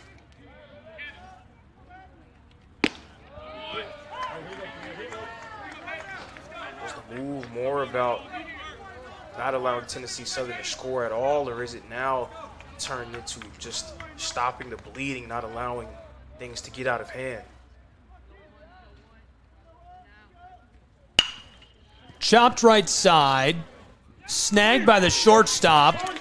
Man down at second base, but a run across. The ball's hit to Jacob Prophet. Forced to make a tough decision. He tried to make a throw to second, hoping that he could turn 2. Instead, Tennessee Southern able to easily score another run. Now the Firehawks ahead of the ranked Eagles, 7-5. Tennessee Southern trying to take down 2 ranked opponents in consecutive days.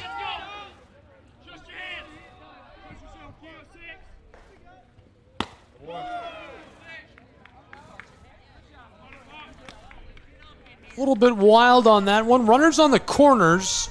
Ball 1 with 2 away. 2-run game. 7-5. Firehawks lead the Eagles of Reinhardt. Dropped in low for ball 2. Top of the 9th, 2 away in Waleska, Georgia.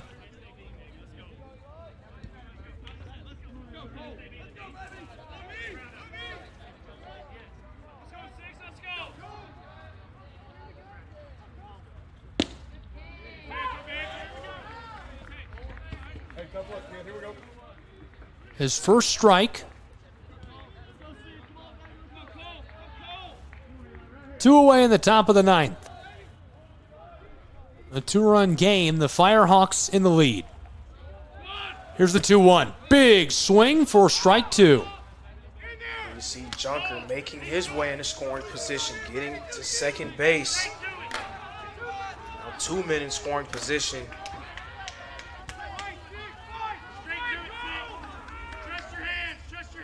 Runners on third and second. 2 away. Here's the 2-2. Chopped right up the middle, rolling towards the outfield. Gathered and cut him down at first. That'll retire the side, so Reinhardt trails by 2 runs. They've got some digging to do and not a lot of time to do it. We'll find out whether or not they can pull it off. 2 runs needed for the comeback in Waleska, Georgia. At Schrei Media, we believe in the power of connection, promoting your brand while supporting your community. Our goal is to elevate your presence and amplify your message through local sports. With Schrei Media, advertising goes beyond traditional boundaries. Get on television. Make an impact. Take the first step towards a future where your brand is not just seen, but celebrated.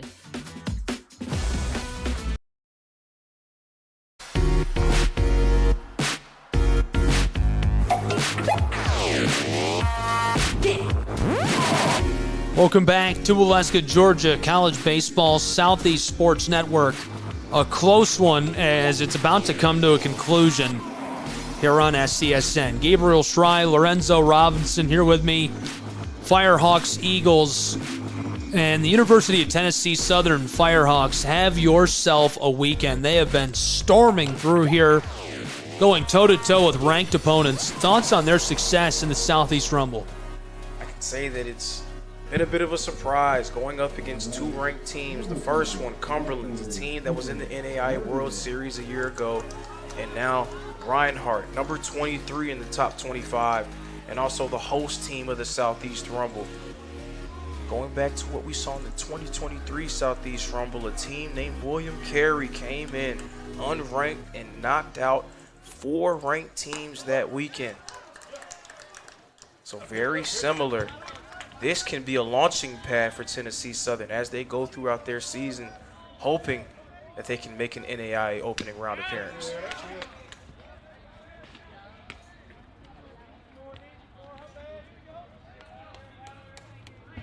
So with Reinhardt currently trailing by 2 runs, the due-up Vargas, Kroll, and Bernie, 3 guys that are very capable of making some things happen at the plate.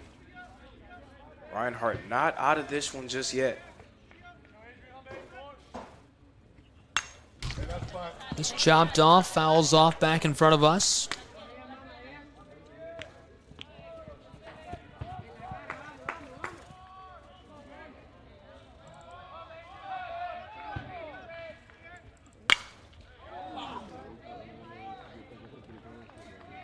(0-2) count for Vargas.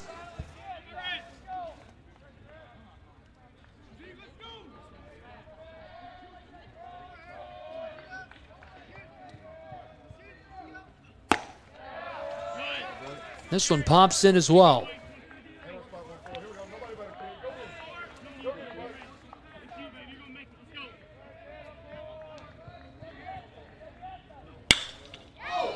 Popped up right side. Deep down the line, off the fence. Gone. Reinhardt gets a run back. Vargas with a big-time play. Big time indeed. Huge solo shot there from Vargas.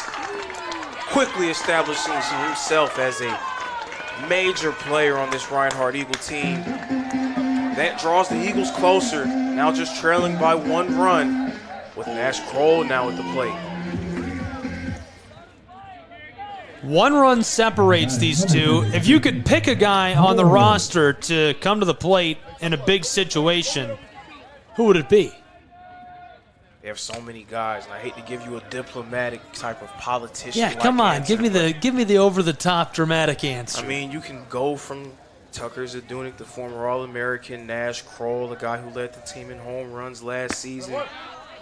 But even if you keep scrolling down the list of names, I mean, Jared Burney is a guy who hit for 365 last season. Lance Dockery, much improved at the plate from 2022. even a guy like Dylan Lewis, or as we just saw, Vargas. So many different players that you can choose to come up big in a big spot. That's what makes this Reinhardt lineup so dangerous. Kroll blasted left side. It's down on the turf grass, and he's safe at first. Eagles picking up some momentum. Don't look now, but they're trailing by just 1 run, 1 man on. And Jared Burney represents the go-ahead run coming to the plate for the Eagles. Burney today 1 for 3. Righty third baseman. Kroll's going to get a pinch runner.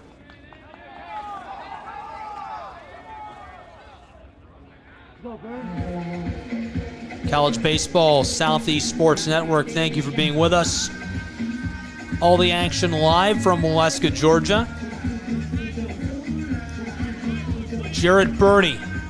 Now batting, number 10, the third baseman, Jared Burney. We'll see what he does with his cuts. Marcerio Allen is the man that comes in as the pinch runner for Nash Kroll. Right side, the bunt. Got him at first.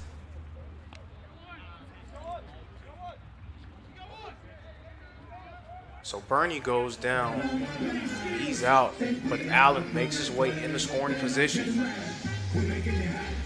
That's really the key on that play. There was no way to keep him from advancing. You had to pick your poison. Obviously, the smart play. Luis Mendoza. Luis Mendoza. 1 for 3 today, the righty.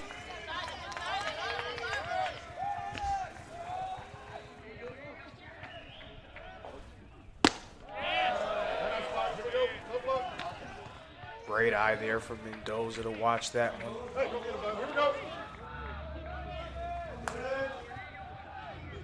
So now we've talked a lot about pressure.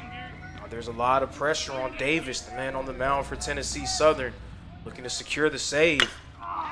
Mendoza got a piece of it, and hopefully he's all right.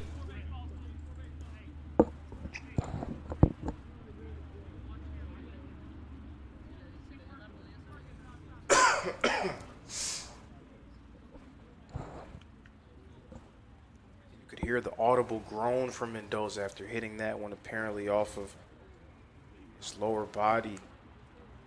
He's all right.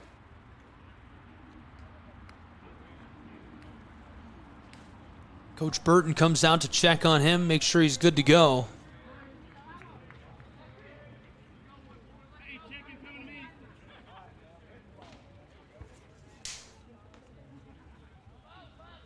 They're going to give him time to shake it off, and he'll continue.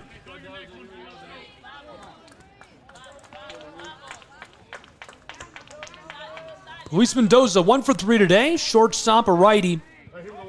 At the plate with 1 away. Count is 1-1.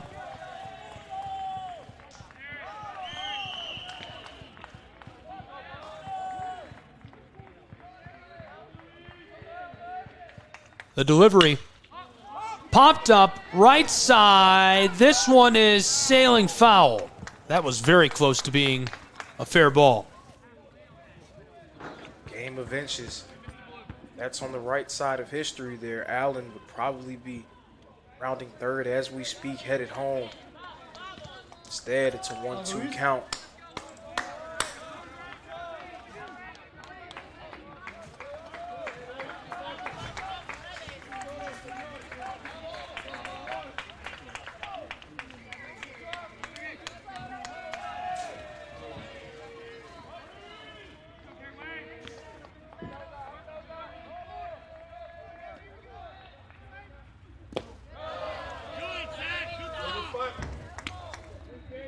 Bit low.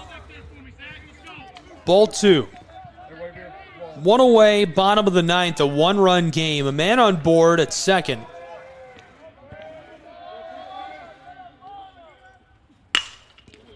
This hits the pitcher on the 2-2, and he cuts him down, 2 away. Great heads-up play there by Davis. The ball hit right off of his shin. Didn't even show any sign of injury or fault. He was able to recover himself, collect himself, and get the throw out at first. Mendoza followed by Martin in the batting order. Meeting on top of the mound to check on him after getting hit by that ball. A couple of guys getting dinged up here in the bottom of the ninth. All on the line now. 2 away, 1 man on board. The catcher, Dylan Martin.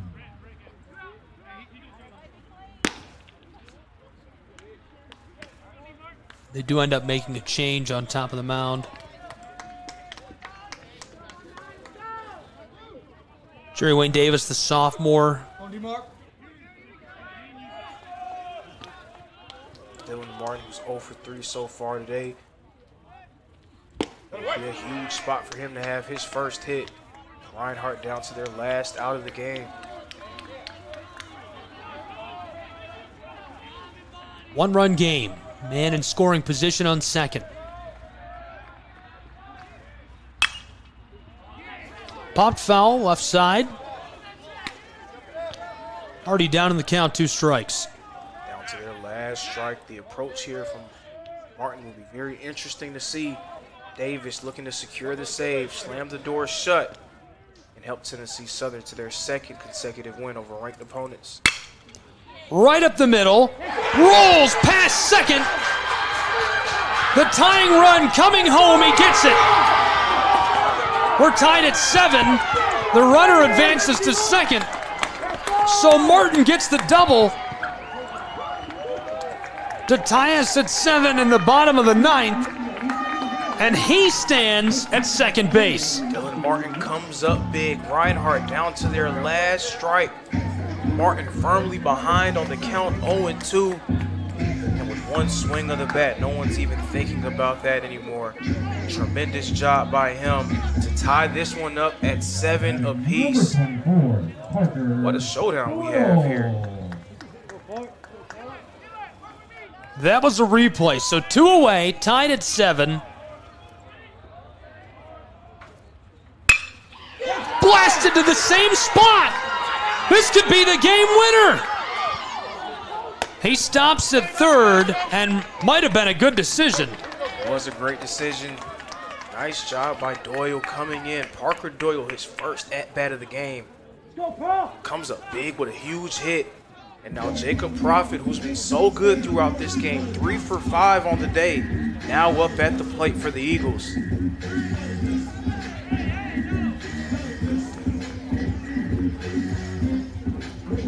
The righty second baseman. Tie ball game. Cold day in Waleska, Georgia, in the foothills of the Smoky Mountains, but the heat is all the way up for Prophet. Tensions are definitely rising. Runner on third. Davis looking to close it out with 2 away. The bottom of the 9th, the tied game. Chopped at, foul ball, strike 1.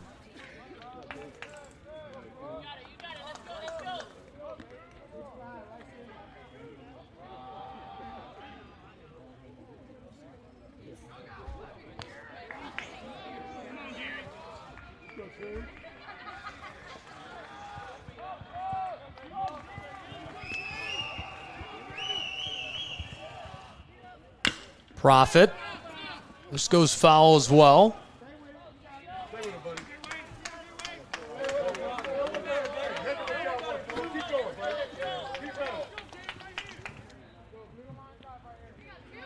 Similar situation for Prophet as we saw with Dylan Martin. Behind on the count, 0-2. Can he come up clutch and be the Eagles' hero? With 2 away. And that's an easy steal out to second. 2 on board, both in scoring position.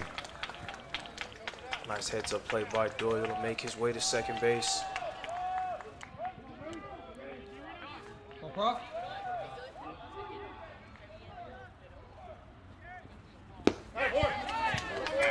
Big swing, that retires the side. We're going to get some free baseball in Waleska, Georgia. Quick break. We'll be back on the Southeast Sports Network.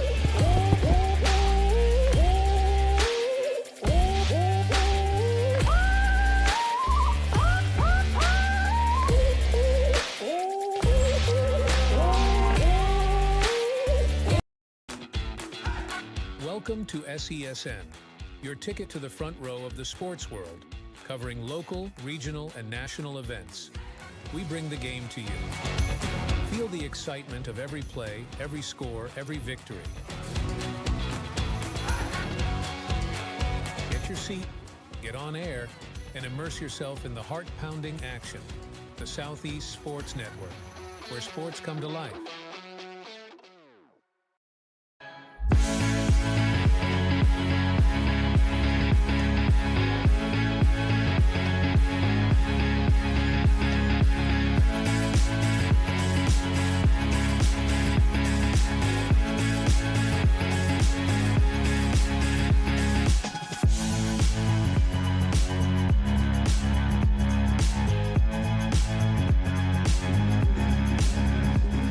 Extra innings in Game 2, Day 3 of the Southeast Rumble, all live on the Southeast Sports Network. Thanks for being with us. College Baseball, SCSN. Gabriel Schrei here. Lorenzo Robinson, thrilled to have you with us. Look back at the weekend thus far. Taylor beat Baker. UC Patriots beat Reinhardt. That was both on Thursday. Friday, 3 games. The Pats beat Taylor 8-5. University of Tennessee Southern, a big upset over the Patriots, 19-11. Then on Friday, Reinhardt toppled Baker to close out the day. Reinhardt got a win in Game 1, the morning game.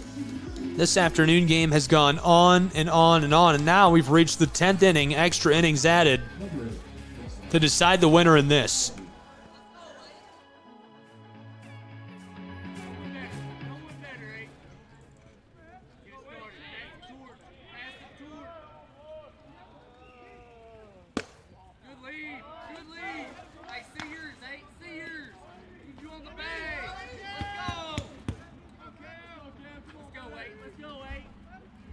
Been outside the strike zone, ball 1.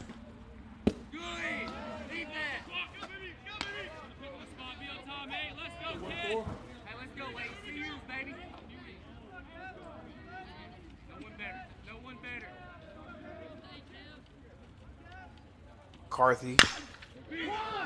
Chopped right side, big high bounce, snagged, and cut down at first. As soon as I was going to say McCarthy's been on fire and lights out at the plate. Right there, a ground out.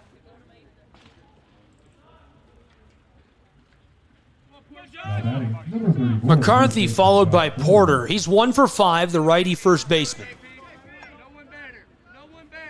So I'm always interested to see the difference when it comes to extra inning games when you talk about the college game versus Major League Baseball.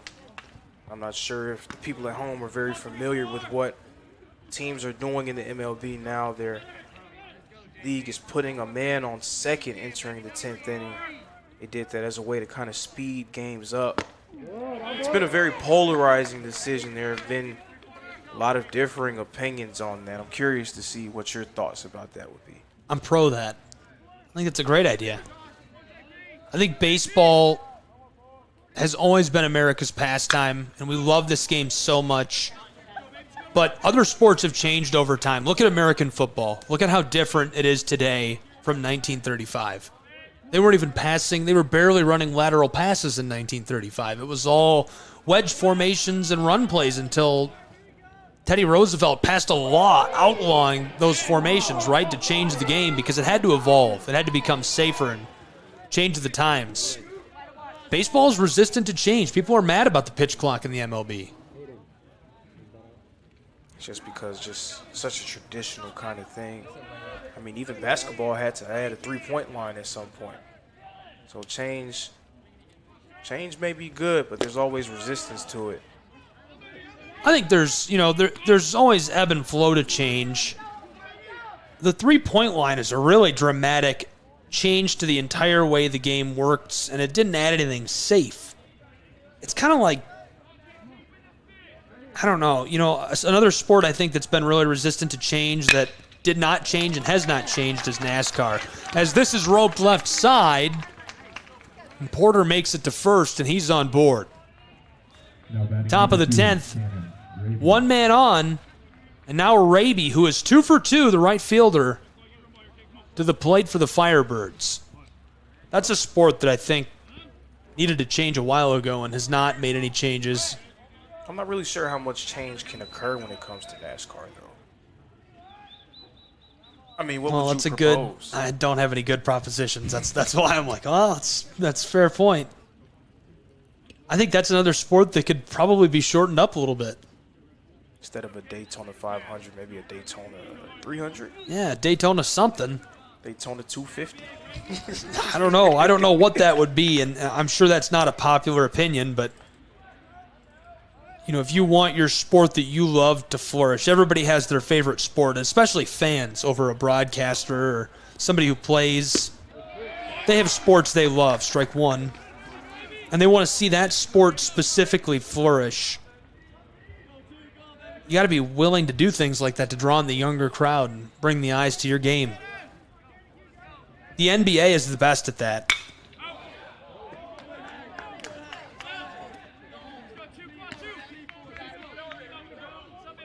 I agree, especially they do certain things that, you know, the old crowd of the NBA is very mad at, but the NBA just continues to say, hey, look, you know, we got to get these young fans on our side. Nobody's as good at embracing change as the NBA. They struck him out. Caught him looking. Clopfelter absolutely dealing on the mound, securing the second out here in the top of the 10th.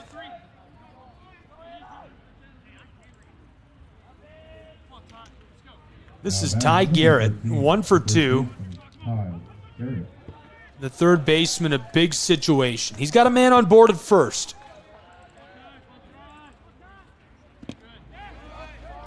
It's low. Back to the bag over at 1, and Kroll is off of it.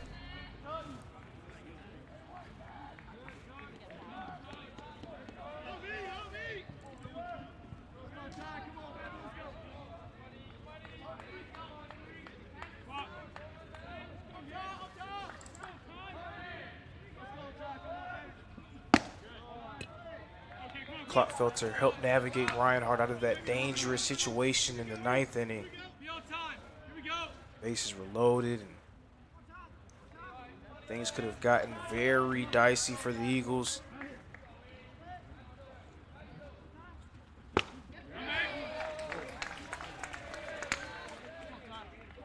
Strike 1, 2 away, count is 1-1.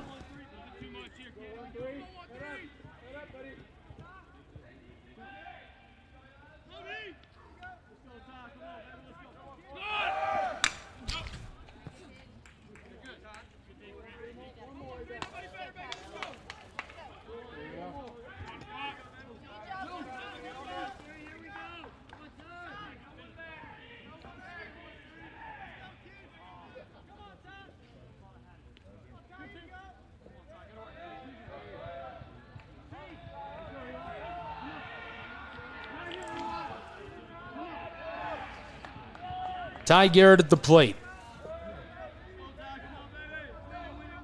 The 2-2. Big swing, struck him out. 3 away, we go to the bottom of the 10th. Extra innings in Waleska, Georgia. It's college baseball. Don't go anywhere.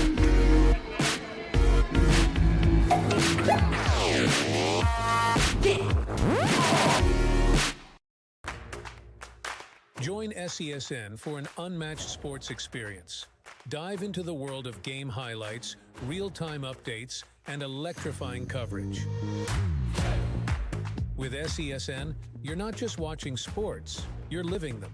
Be the first to know, the first to see, and the first to share every big moment. The Southeast Sports Network, where sports come to life.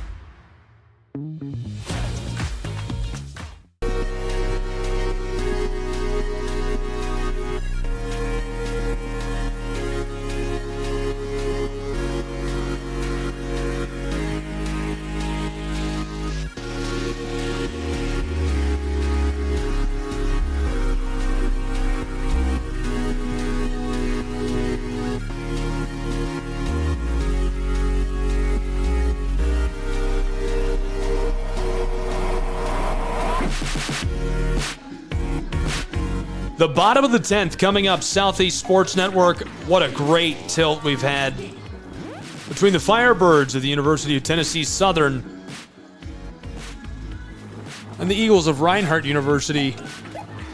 Two great birds, taking it down to the wire. We've been thrilled to have you along with us.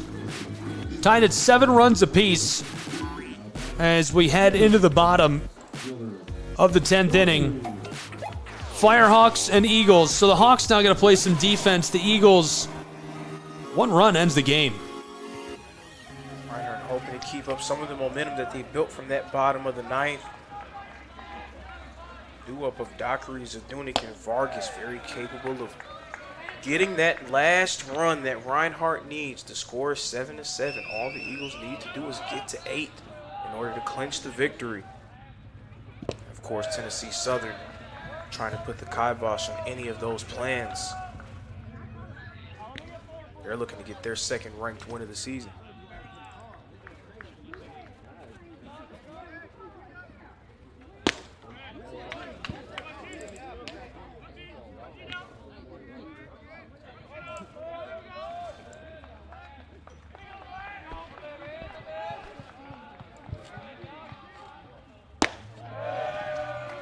Dockery ahead in the count. This is his 3rd ball. He's 0 for 4 today. You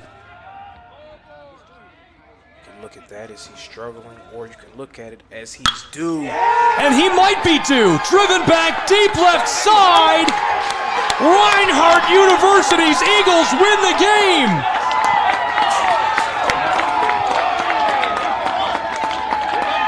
Walk-off solo home run from Lance Dockery. And I guess he was due, folks.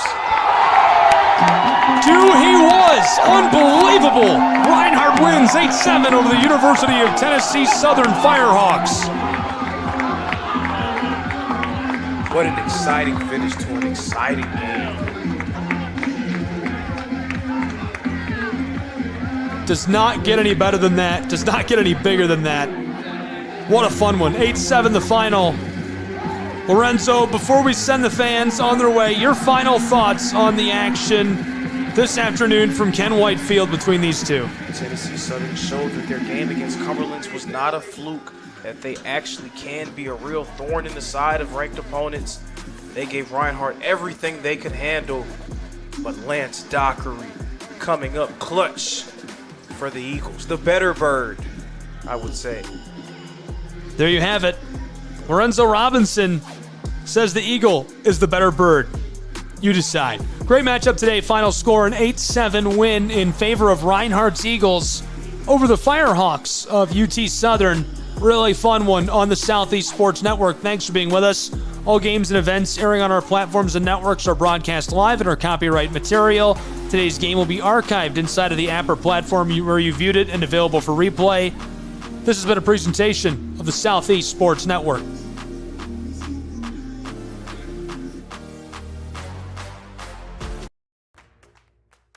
Join SESN for an unmatched sports experience.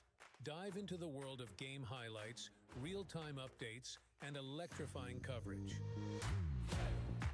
With SESN, you're not just watching sports, you're living them. Be the first to know, the first to see, and the first to share every big moment. The Southeast Sports Network, where sports come to life.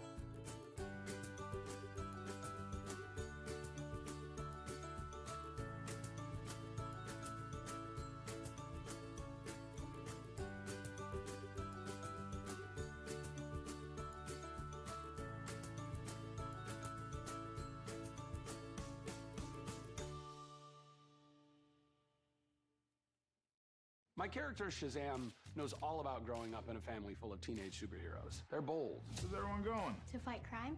Okay. Adventurous. There's never a dull moment. And no matter what happens, they'll always have your back. All they need is a place to grow and be themselves. And the best part is, you don't have to be a superhero to adopt a teen. Learn more about adopting a teen from foster care. Visit adoptuskids.org. You can't imagine the reward.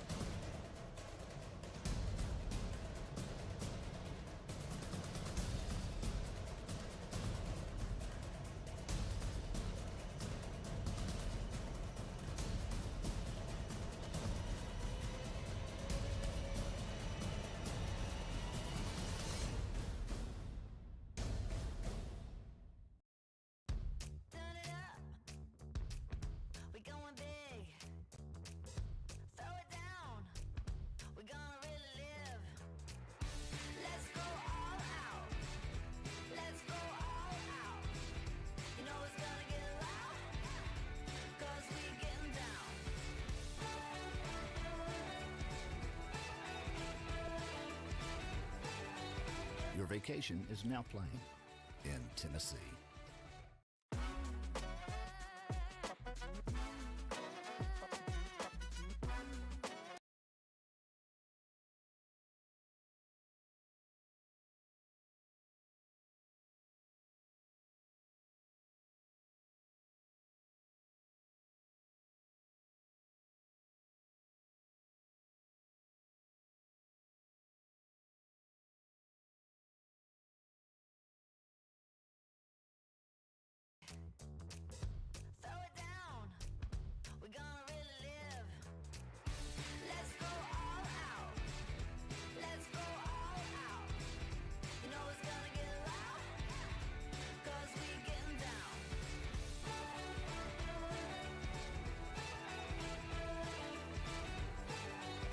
Your vacation is now playing in Tennessee.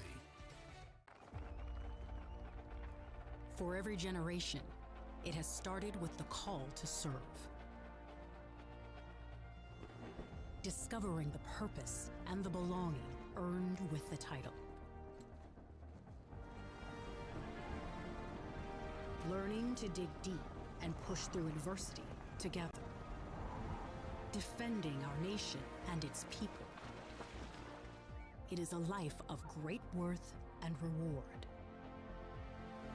But Marines are never really finished serving. Their commitment comes full circle, visible in communities